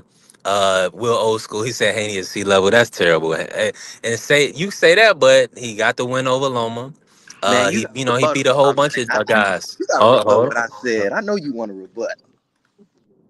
Nah, what you say specifically? What I was So just what you saying mean? About Benavidez, about Haney, about Boots, Oh, about about, dudes about ducking. all Oh, dudes about duck. all these fighters, all of them. Out. This is what I say to you, right? And you can say though that a guy is available to take a fight and it's a duck on him. Understandable. We all got to be in agreement because we all, But I will say this: emotion, managerial. Dudes would take a fight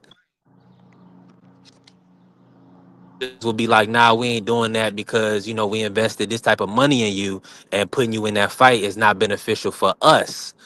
So a lot of times, Rod, these fighters they'll scrap. Oh, and sometimes, like even saying with Devin knew he was at a disadvantage, but he got in there, he got his ass whooped. I mean, that got fighters gonna fight, bro. But these managers and these promoters, like Keith Conley, he's not putting Tio and Hitchinson together because now he manages both guys. So it's stuff like that, bruh. Like that's a form of ducking. You know what I'm saying? Y'all got the same manager. Y'all not gonna fight.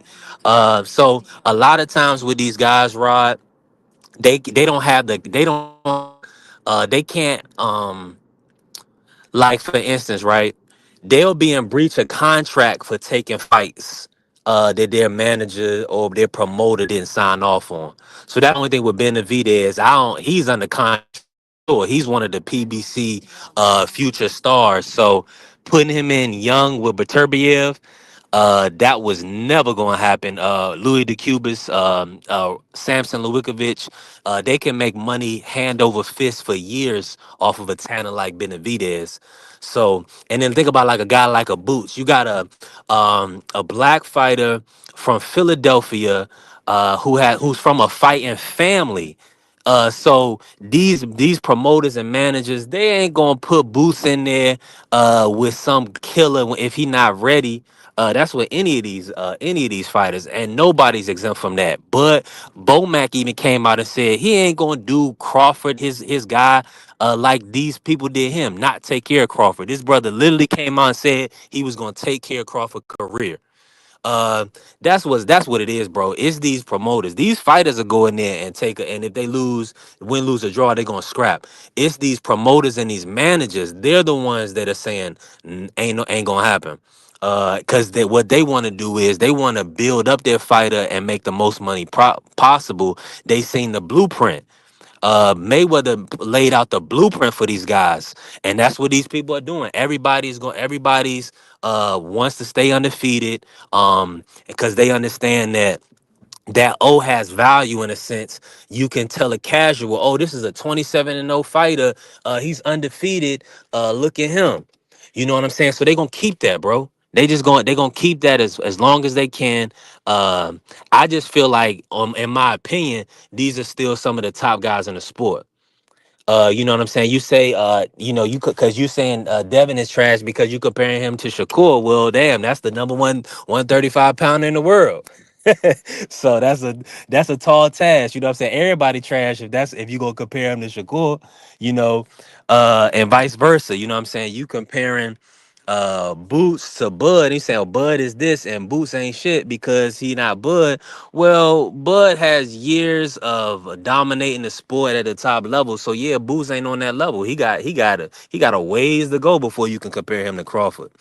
Um, and this is what everybody wants to talk about. Let me see here. Um, Fans call everything a duck nowadays. Salute to everybody in the building. Keeping working with us. I want to see what they saying. He said we're gonna see if Devin makes mistakes in the ring against Brian Norman. Brian Norman isn't the most skilled fighter, but has a ton of crack. Yeah. Yeah, I mean, that's all we want to see is 50-50 face, tough fights, great challenges, man. That's what these fighters got to do. They got to put it all on the line. So that's why Hot Rod say he respect Devin because I mean, at least he gonna put his chin on the line. Yeah, and that's all I want. And when you fight the best, that's gonna tell me if you good or if you're not. You see what I'm saying? You can't duck the smoke in my sport.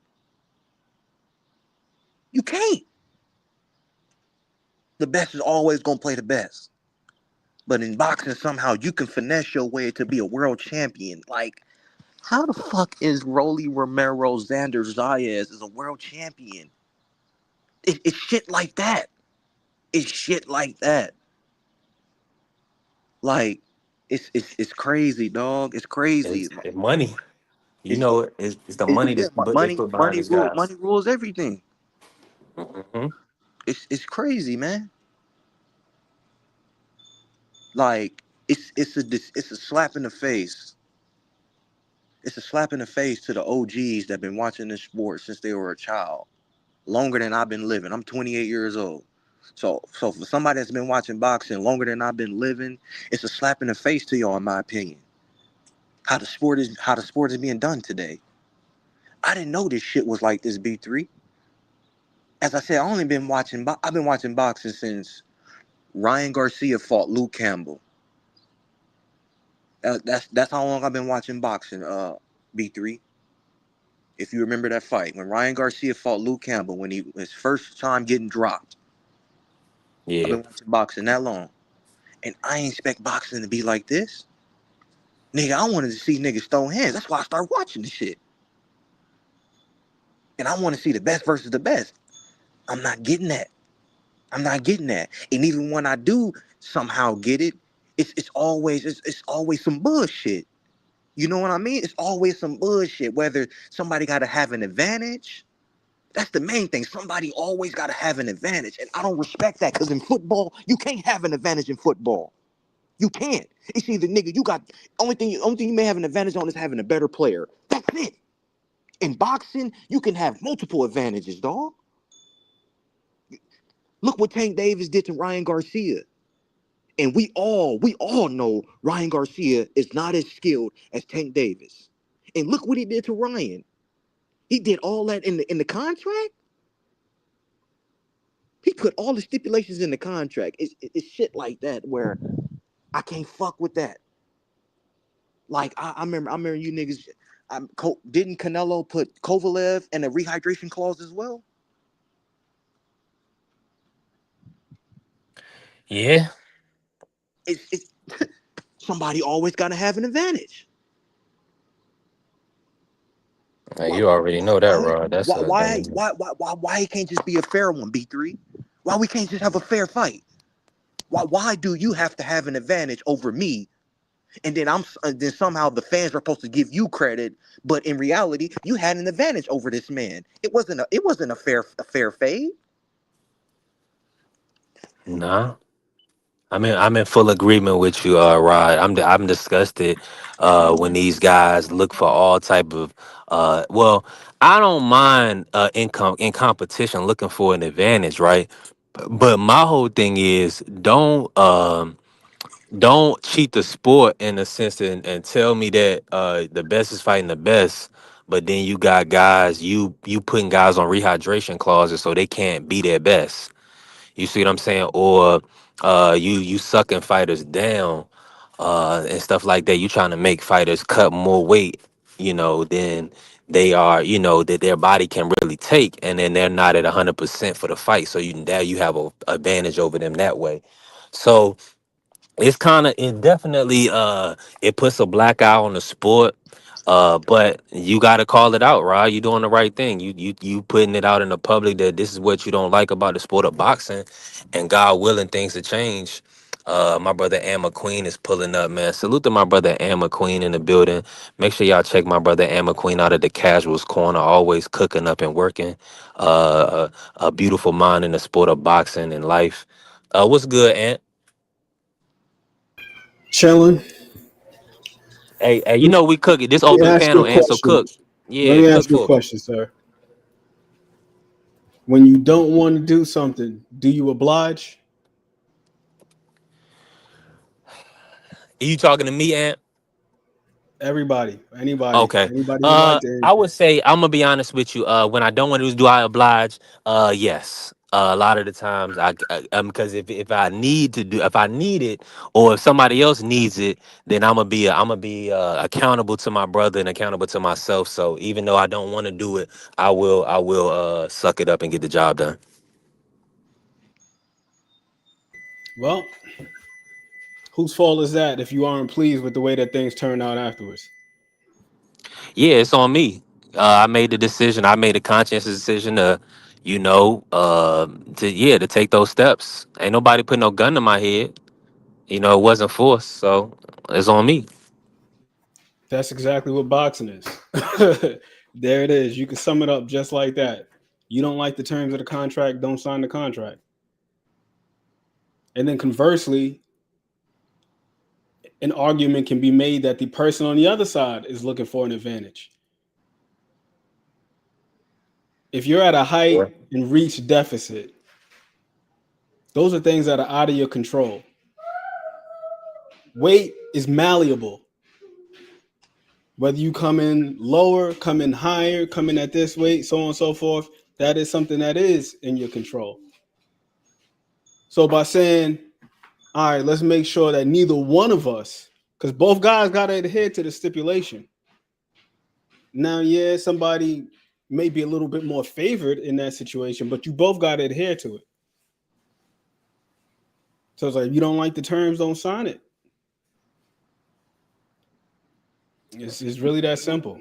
Now, but this is a raw argument. And I'm gonna speak on this a little bit, but I just want to ask you this. And now, my concern is, and of course, Rod is trying articulating is that these guys, or management teams, promotion teams, they're looking for these advantages there, and they're, um, that's just, I guess that's just the nature of the sport. But just speak to that, speak to Rod, speak to me about that and your thoughts. Is that just the nature of the beast? That these guys, the managers and promoters are looking for these advantages.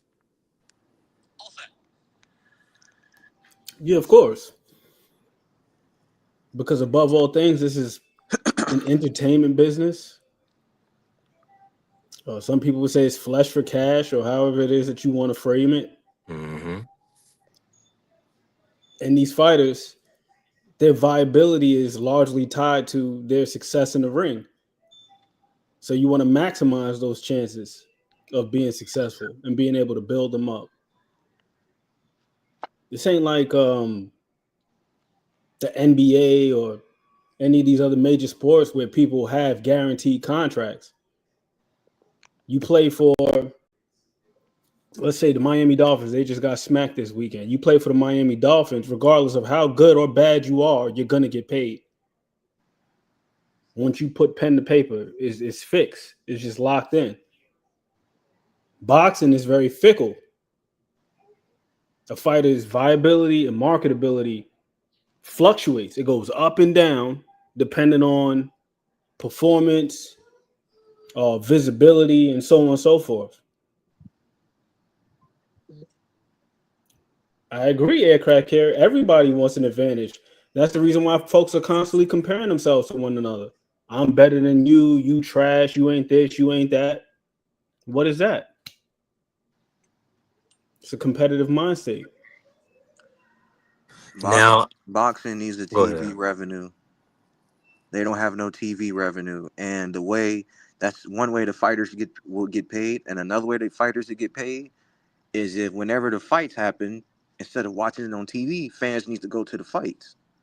That's the other way these other pro athletes get paid. They have a TV revenue, and they get paid from the fans going to the game. 1,000%. And as you can see right now, you have several promoters that have been going through it, right? Like Top Rank is no longer with ESPN. You don't know where they're gonna land. So I'm with you 1,000%, High Ride, and I believe that's a huge factor in it as well. If the money was more secure and it wasn't as volatile as it is, then it would be nothing to see the quote unquote best fight the best. But then here's the other part. How the hell do we really determine that when there's so many other things going on outside of the promoters? When you have sanctioning bodies that'll take money under the table from fighters to pay for their rankings. So in the rankings, it may say this guy is the best Perfect example, Marquise Taylor, right? Just this past weekend, he made a post on Instagram. There's a guy that he beat. He's not ranked, Marquise Taylor, that is, but the guy that he beat is now ranked number 7 in the WBA. How the hell does that happen? How do you beat a guy, he gets ranked, but you're not ranked, and you got a W over him? And it's money. That's really what it comes down to. It's money. That's all it come down to. That's Yep. all it is, bro. It's money. So with boxing, you just got to just accept it for what it is and also what it isn't. All of this legacy and all this other stuff is nothing more than a tool. It's nothing more than a ploy. It's a marketing ploy for fans, for us to sit around and argue about. And then for whatever reason, we think that a fight has more significance if there's a title attached to it. Oh, it's a championship fight. But meanwhile, they can make whatever they want to be a championship fight at the drop of a dime, if they so choose. You got guys coming out of retirement having fought in 4 years, and then they walk themselves into a title fight. How does that happen? Oh yeah, the money, because this fight is going to generate X amount of dollars. And then if said guy were to win the championship with his worth or his earning potential, 3% of his purse is a whole lot more than 3% of that guy's purse. And then as fans, we also, for whatever reason, we all have our biases. Some of us don't want to see people go out there and win on points. We want to see blood and guts and glory and all that stuff. So it's like, who really is the best? We don't know who the hell the best is. All we could do is enjoy the fights that are presented to us or not enjoy them. That's just really what it comes down to. That's the harsh reality. Like, this boxing thing is dirty, it's grimy, it's low down. Any other adjective you could think of to describe it is just it's nasty. Beautifully summed up, T Mac. Politics and money. That's all it is, bro. That's all it is. So Hey, B3. salute to the So good brother Adam. Go ahead, Rock. and this is why I say I'm not stupid. You ain't finna sit here and tell me, oh, such and such is the best, such and such is this, such and such is that, when he ain't fought nobody. That's exactly the way I think of. That's exactly why, B3, we have a big disconnect. I be having a big disconnect with all you niggas. Because you niggas be giving these niggas credit when these niggas ain't fought nobody. Uh, I think that's also very tricky to say too, whether or not they fought nobody. There are certain guys where it seems like they're a cut above the rest, and they should be fighting each other. But I think that all of these guys have. Pardon, that's my microwave. I think all of these guys have fought roughly around the same level of competition, and they've all fought some good guys too. Like, there's some guys on Devin Haney's resume that I don't think that he gets enough credit for. Like a guy like Abdulayev, he went on a very nice run after he lost to Devin Haney. Alfredo Santiago is another one where he's solid. Went on a nice run after he fought against Devin Haney. But yeah, it feels like there is a quite a bit of a gap between the quote unquote elite guys and their opposition. But when you see those guys versus one another, that's where you see like, okay, nah, this dude can fight. And then that's the other part of it too. Um, with boxing fans, we equate notoriety to quality. It's like, we heard of this guy, we know this guy, then he must be something. That's the other issue that boxing has, and it goes back to your point, Hot Rod, about the TV thing, right? It's like, if you had more of these guys being featured on TV, then we would have a better idea or a better sense of who is who. Because there's so many guys that seemingly come out of nowhere. You'd be like expecting that this guy's gonna get smoked because he's the quote unquote B side, and he turns out to be a pretty damn good fighter. And it's like, where has he been this whole time? Like, everybody's path is different in boxing. Some guys are groomed to be stars. Other ones got to take the damn stairs while the other one takes the elevator. It's just the money, the money, man, the money. Yeah, and he said like T Mac said like Telez versus Baru. Yeah, that's a good point. That's a perfect example because during the whole broadcast, man, they were telling us about how Tellers was supposed to smoke Burrow. He was supposed to just dispatch this dude, and he's going to do this, that, and the third, and he's next up, and he's on the cusp of being this great champion. And Burrow's in there putting hands and feet on him, and he's like, "Where the hell this dude been at the whole time?" And they do that through the what's name too, through the commentary. Sometimes they don't even tell you about what's going on in the fight. They pushing the narrative, or they're spewing their rhetoric throughout the fight. That this guy's supposed to be this guy's supposed to be that, I so on and gotta so forth. I gotta ask you this, Ant, because I want to get to Hot Rod's real point. Uh, he believes that if you haven't fought anybody in their prime or you're not fighting guys in their prime, that's how you kind of determine whether a dude is a great fighter or not. Now, I want. Being that Rod, he kind of just started watching boxing with Ryan and in the Luke Campbell fight. In my opinion, anytime that's the case or you new to a sport, you gotta look back at some of the guys that previously fought and determine and turn to some things. Like for instance, being an Olympian, being a former champion, never being stopped in your career, right? So now you come into your 29, 30, you're 32, you're 34, 35. You may be 22 and 4, 22 and 1. Getting in with a Devin Haney, getting in there with a Teofimo Lopez. Yeah, these guys are up and coming in their prime, but that doesn't mean that Jorge Linares or Jojo Diaz are inept. You see what I'm saying? You still can show a level of greatness against them, right? You can still show where you are. And I feel like what people got to realize is that a can when you see one, somebody that just took a check when you see one, right? But when you fight in champions or former champions, dudes that's $1 million fighters, or dudes that's been around for years, that's never, that's not running, that's never, folded, or we don't see them taking dives and things like that. We gotta kind of understand that that's just a level, that's just the stage that certain fighters have to go through. You gotta fight a Jojo Diaz, you gotta fight a Jorge Linares, you see what I'm saying, to kind of get yourself to be an elite fighter.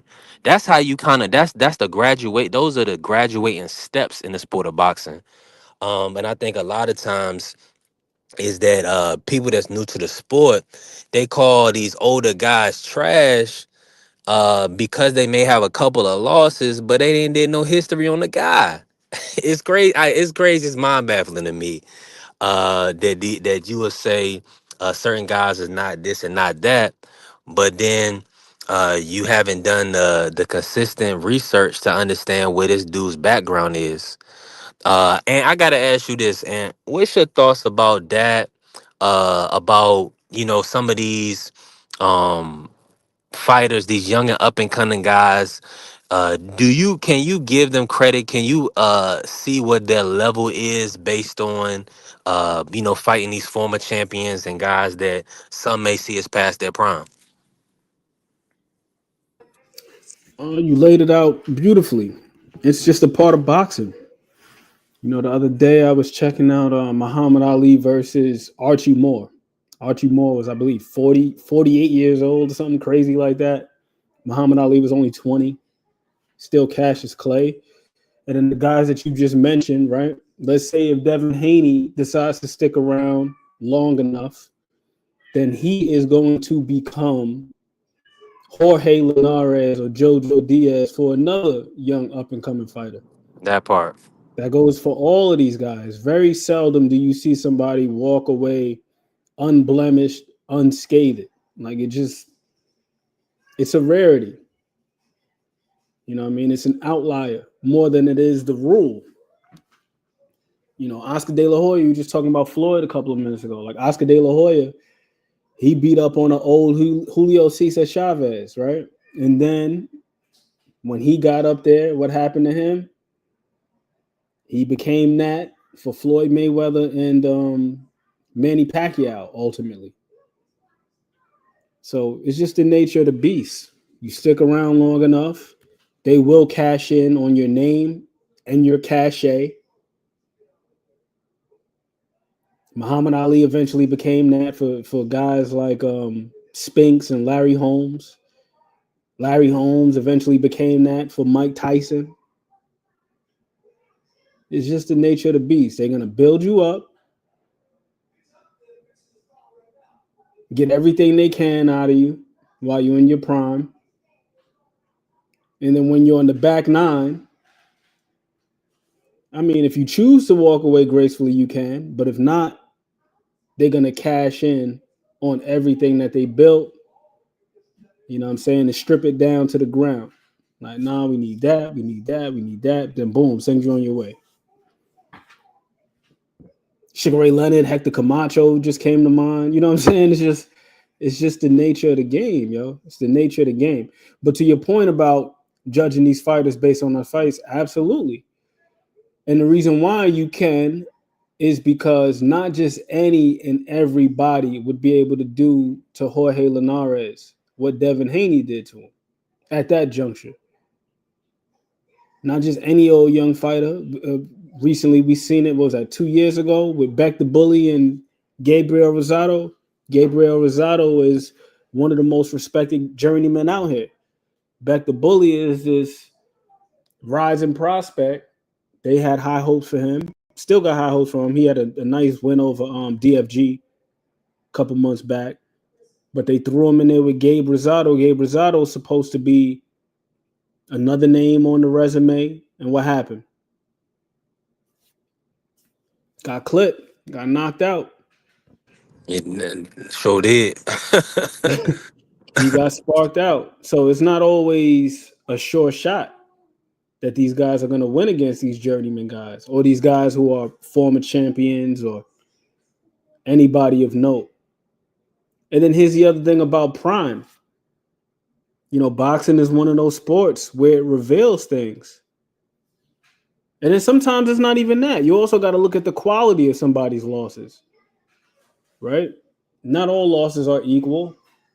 And then sometimes losing don't even necessarily mean that you weren't the better man. Things happen in the ring. Ashton Silva was boxing Lucas Body's ears off and got caught with a shot, and that was the end of the fight. But you go back and look at the fight, Ashton Silva was better. He was better. A few months ago, Justice Hooney and Fabio Worley. Hooney's boxing that man's ears off. He was magnificent that night. Then boom, he got caught with one right hand. And that was all she wrote. And it's like all that terrific work that he did went right down the drain. And that's the one thing that I think a lot of us do like about boxing is the excitement, the suspense, the volatility. You know, I say this all the time about basketball because I love basketball, love me some Knicks, right? But if the Knicks are getting their asses beat and they're down by 40 points with 2 minutes left in the 2 minutes left to go in the game, we pretty much know how this is about to end. We know the conclusion. It's time for us to start making our way out to Madison Avenue. Let's get the hell up out of here. The game is over. But in boxing, it's not over until that final bell rings. You could be up the whole fight, get caught with one shot. It only takes one moment to end things. So, yeah, we got to take all things into consideration when it comes to judging fighters. The main thing is how do they look with the guys that they're supposed to air quotes beat? If they go in there and they handle business, pass tests with flying colors, then you can say, oh yeah, this guy can fight. Like you said, your eyes know what your eyes see. You see a guy who understands what his opponent is doing. He's able to process. He's able to exploit weaknesses, turn strengths into weaknesses, exploit strengths. knows what to do, when to do it, how to do it, why he's doing it. You can see those things. And oftentimes, I believe it's the small things, it's the small margins that separate each terror fighter. Like the absolute novice from the decent fighter, from the good fighter to the great fighter, and to the elite.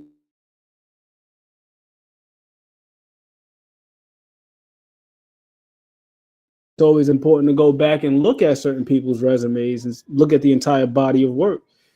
You know, the Luke Campbell fight, I thought that was a credible win for Ryan Garcia at the time, considering Luke Campbell was a former, what is it, Olympic gold medalist.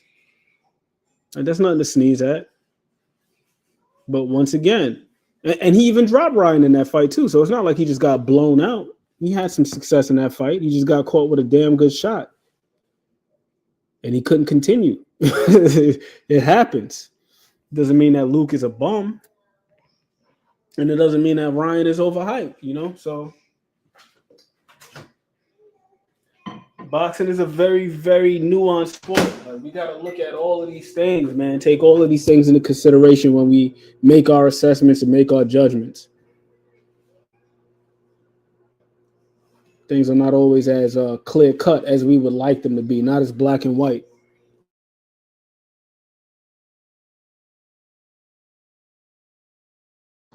Nah, and I'm in full agreement with you.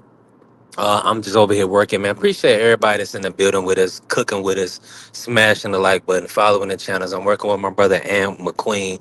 Make sure y'all follow on and Casual's Corner. The OG Crush is still in the building, but he may be resting.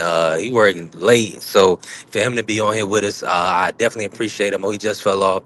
Salute to my brother Crush and everybody that came in and cooked with us today. Ant, man, why you in here with me if you don't mind? I kind of want to get your breakdown on this fight, man. This the big matchup, Canelo Bud. How you see it, man? From your vantage point.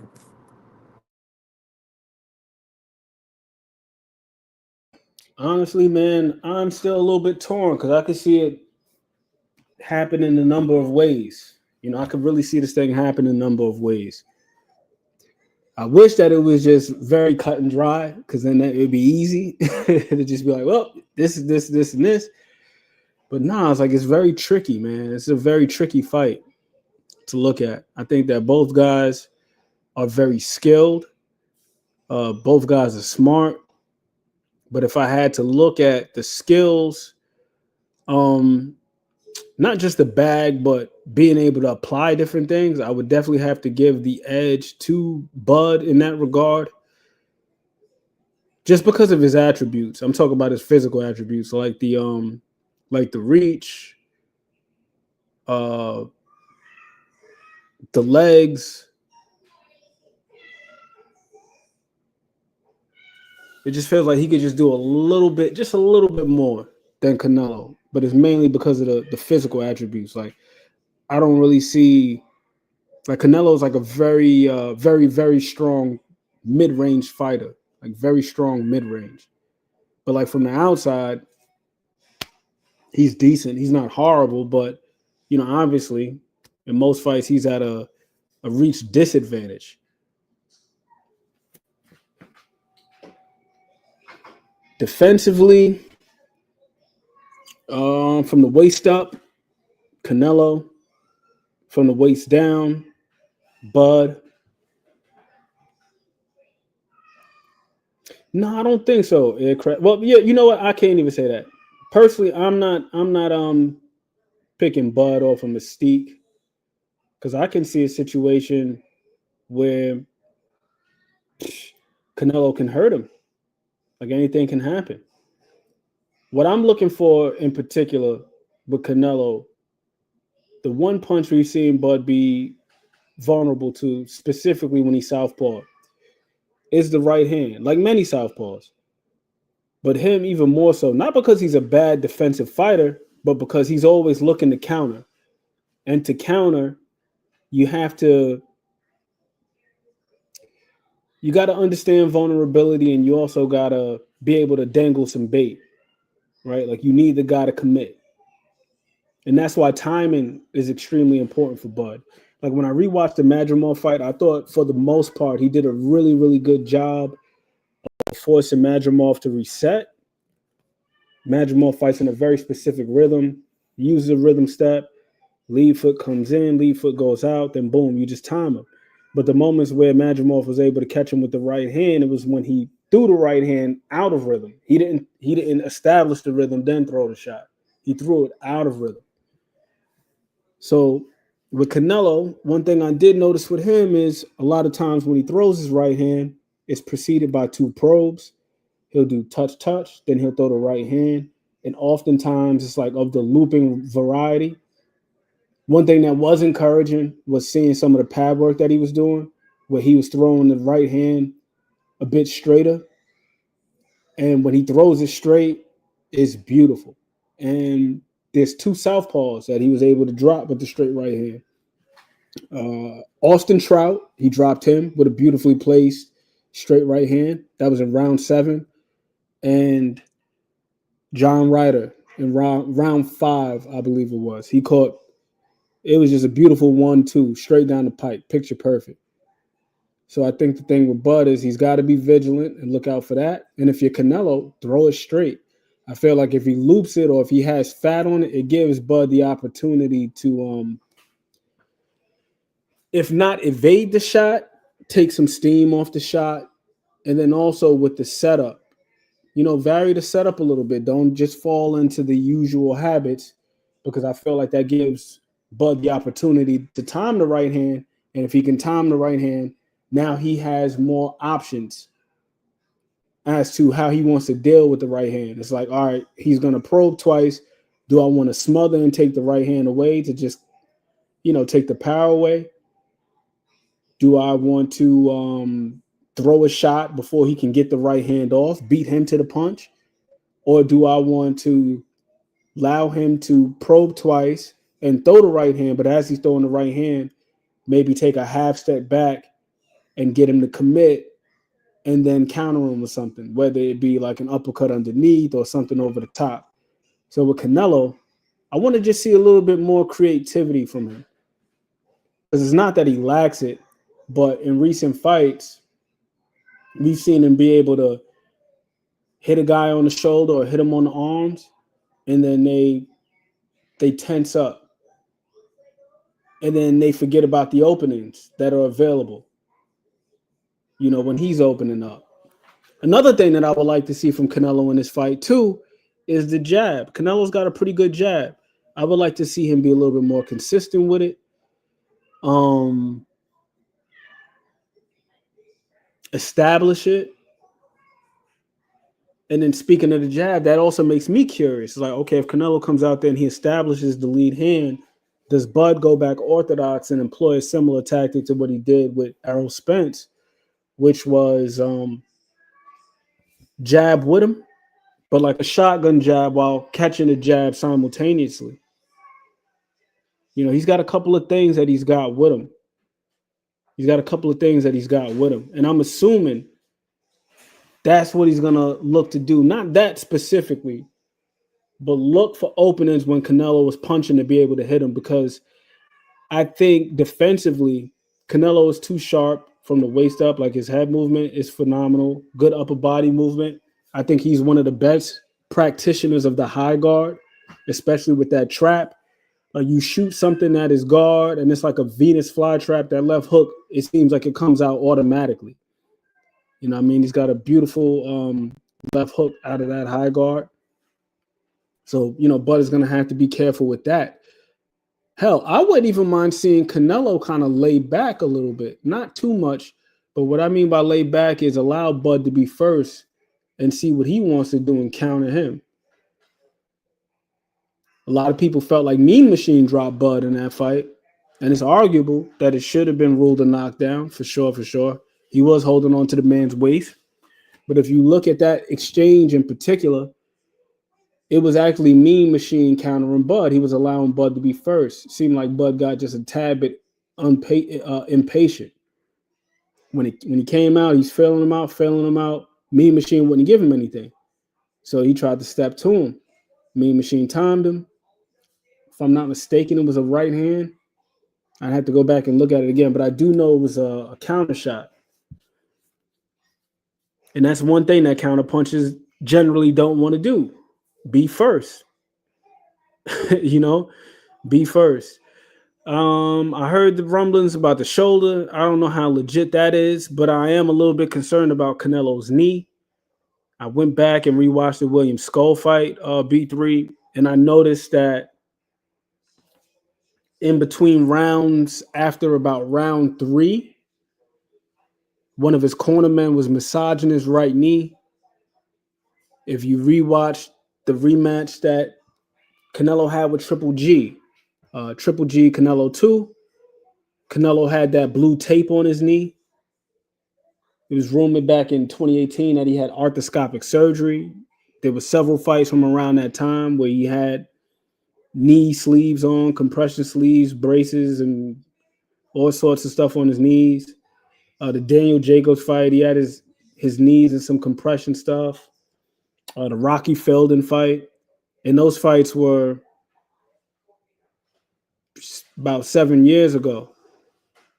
And Reynoso's imploring him to knock Skull out. So I don't think it was for a lack of trying, but I'm just a little bit concerned about the mobility, just a little bit. And if such is the case, that's something that could rear its head in this fight.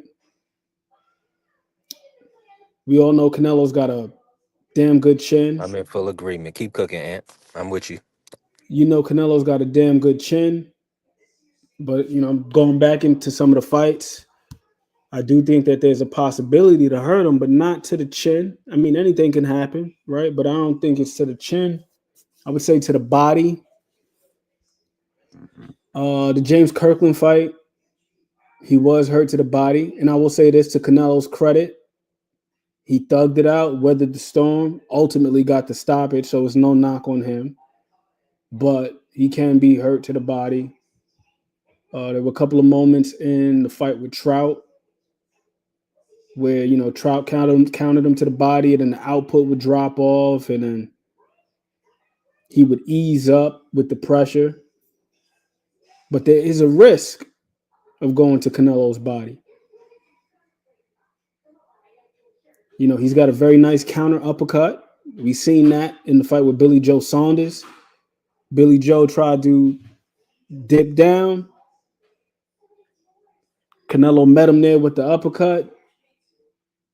That orbital bone went kaput. And that was all she wrote. Sure did. So it's a very risky proposition getting to his body. And that's why I say it's going to be imperative to look for opportunities to counter. Because being first going to the body means that now he gets to react. He gets to react. So I'm most curious about the tactics from both guys. Yeah, I think that's going to definitely kind of be the story of the fight. Tactically how they both uh go into this fight. Is Canelo going to be cognizant or cautious possibly of the power of Bud? And then, of course, vice versa, with Bud moving up, is he going to be cautious of the power of Canelo? Does Canelo have the hand speed to disrupt Crawford's timing? You know what I'm saying? It's a lot of variables. It's a lot of variables, man. I'm excited for this matchup, man. I think this is going to be uh, a great fight for the history books. Now, why you with me? You a historian, and I got to put you on the spot with this since you still with me. If you got to leave off, let me know. But I got to ask you this one. We've been talking all-time great status um, for Bud Crawford. If he gets the victory.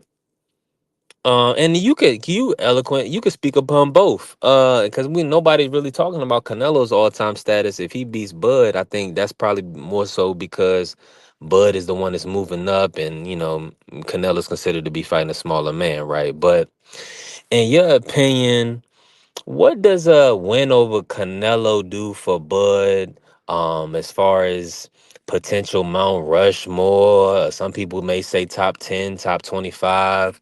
Um, what's your outlook on that in a sense that do you foresee Crawford, does he move up in your opinion, or does he need to do more when we talking about comparing him to the all-time greats? Win or lose, I probably rate him about the same. I think that he's a terrific fighter. I just kind of look at it like that. Personally, I don't have a Mount Rushmore or even a top 10. I got my favorite fighters. Like my all time favorite is James Toney. James Toney. I really like Orlando Canizales. I just love his footwork. But Bud, I mean, I feel like he'd be wherever you want to put him. I feel like it'd be wherever you want to put him.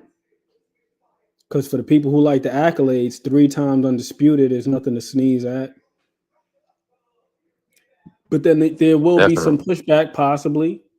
Like, all right, well, he fought Canelo when Canelo was aging or when he was on the decline, or it was,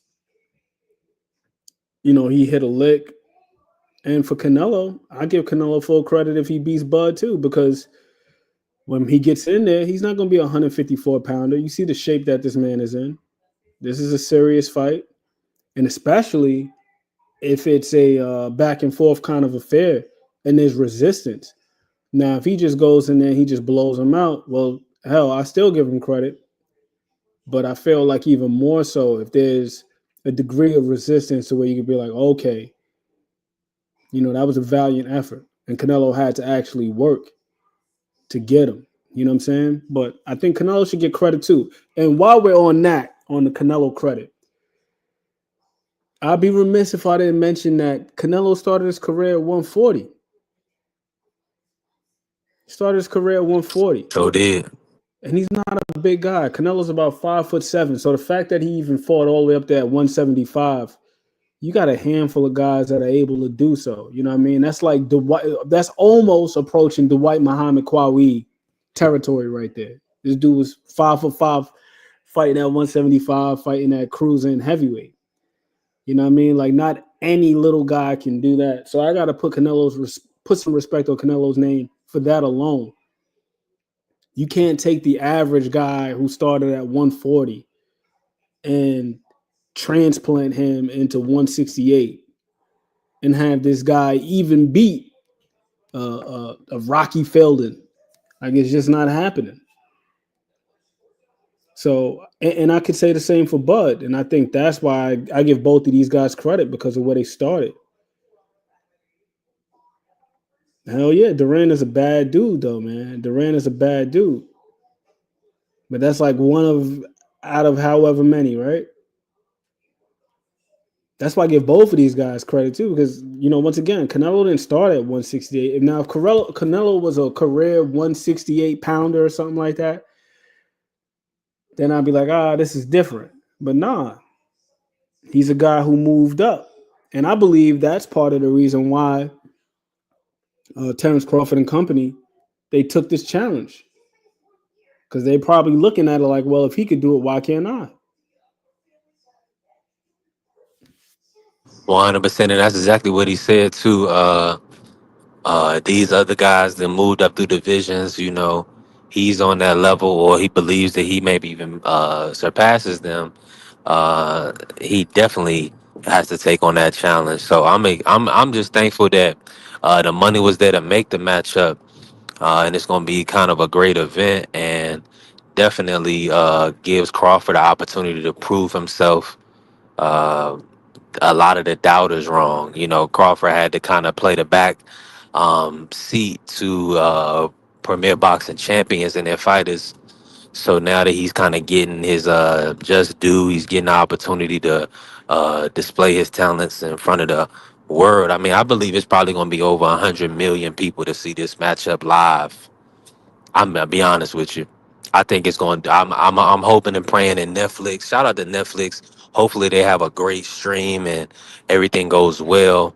But be prepared because it's gonna be about 100 million people watching this live because We got two all-time great fighters.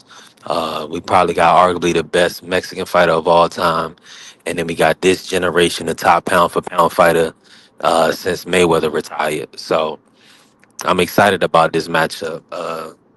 What else you got for me, Hot Rod, before I close out the stream for the day? It's been a great stream. I appreciate everybody that came in. We will be back tomorrow. Make sure y'all smash the like button. If you haven't followed the channel, follow the channel, man. We working, B3 Picks TV. Just trying to build, trying to grow, give everybody opportunity to say their piece, and then, just keep working. What you got for me, Rod? Just appreciate the show, man. Stay tuned. Catch y'all tomorrow. Appreciate you, Rod. Rod, a good brother. High Rod, the horse player. If you into horse racing, if you want to learn about horse racing, hit up my brother High Rod, the horse player on Twitter. And he'll definitely get you tapped in for sure. He's the goat at that. Now, Ann McQueen, final words, man. I appreciate you, man, for coming on. I thank you, bro. You definitely dropped some gems for the people. Any final words for this weekend or anything you want to tell the people? First and foremost, appreciate you having me up here. The rest of the panel, everybody in the chat, Aircraft, T Mac, the last of the Mohicans. I'm excited for this weekend. Um, while I am not necessarily a Bud Crawford fan because I was a huge fan of Gamboa, and I didn't like the way he did my boy. I'm still screaming justice for Yoriokis. And this is not to slight Canelo because I think he's fabulous. He's, what I mean, surefire Hall of Fame, like you said, one of the greatest Mexican fighters. Not even, I don't even want to put the Mexican on it. One of the greatest fighters Yeah. that we've seen. You know what I'm saying? Dude is fantastic. But I'm hoping that Bud can do the impossible, not just win, but do it in dominant fashion. Because I am at this point, I'm very invested in the content that will be produced in the event that that were to happen. I want to hear all about Victor Conti and the busted gloves and the steroids and how Canelo was washed up. I just want to just see all that stuff. The petty side of me wants to see all of that. The fallout, the Hmm. blowback in the event that he didn't just go out there and eke out a victory, but he did it emphatically. Yeah. So Bud Crawford, justice for Yoriokas. It can wait for another day. But if Canelo were to get it done, I wouldn't be upset either. I mean, like I said, Canelo was a bad dude, man. He's a Yeah. bad dude. Yeah, 100%. I'm in full agreement. Appreciate you, Ant.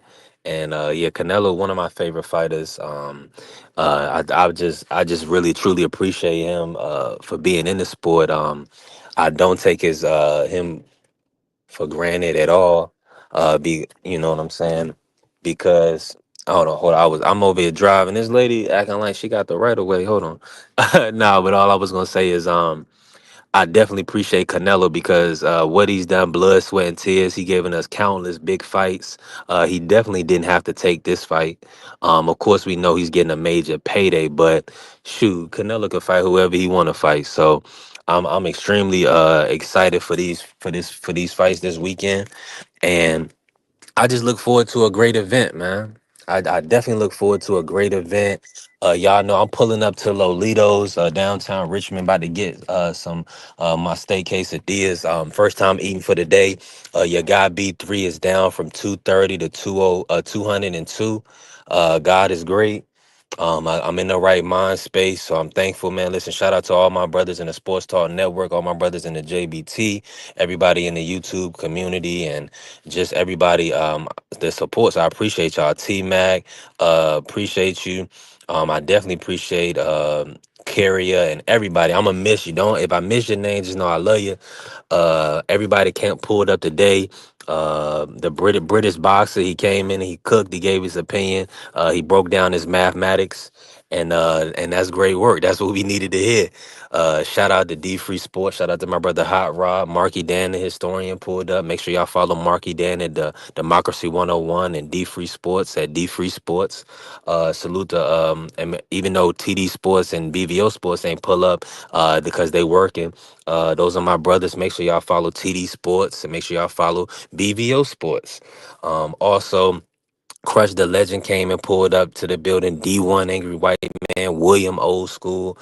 They do a great, phenomenal show. Make sure y'all follow Crush the Legend. Make sure y'all follow D1, and definitely make sure you follow Angry White Man. Also, my good brother, my great brother, a dear friend, CDK Boxing. Make sure y'all follow CDK Boxing. He came and pulled up to us. Always supporting, always showing me love. I appreciate CDK. That's my brother. I'm not trying to omit nobody. I think I covered everything. A lot of time. Oh, hold on. I didn't get to play my drops, but I just want to say this. It only take one mistake. If the brother make one mistake, he could be, it could be lights out. Watch this real quick. Hold on. Thing is, you only got to fuck up once. Be a little slow, be a little late, just once. Hey, I didn't get a chance. I should have cooked on that. But listen, if the brother, if he a little slow or a little late, it could be night night. You already know. And salute to everybody that came in, man. I appreciate y'all. Y'all showed me so much love and so much support today. Y'all smashed the like button. A lot of people followed the channel today. I'm thankful for that. And we're gonna keep working. We'll be back tomorrow with another great live. And I'm signing off right now. Uh Thank you. And remember, y'all always remember, God bless, and let's go green. It's something that's better when it's thick instead of thin. A person. There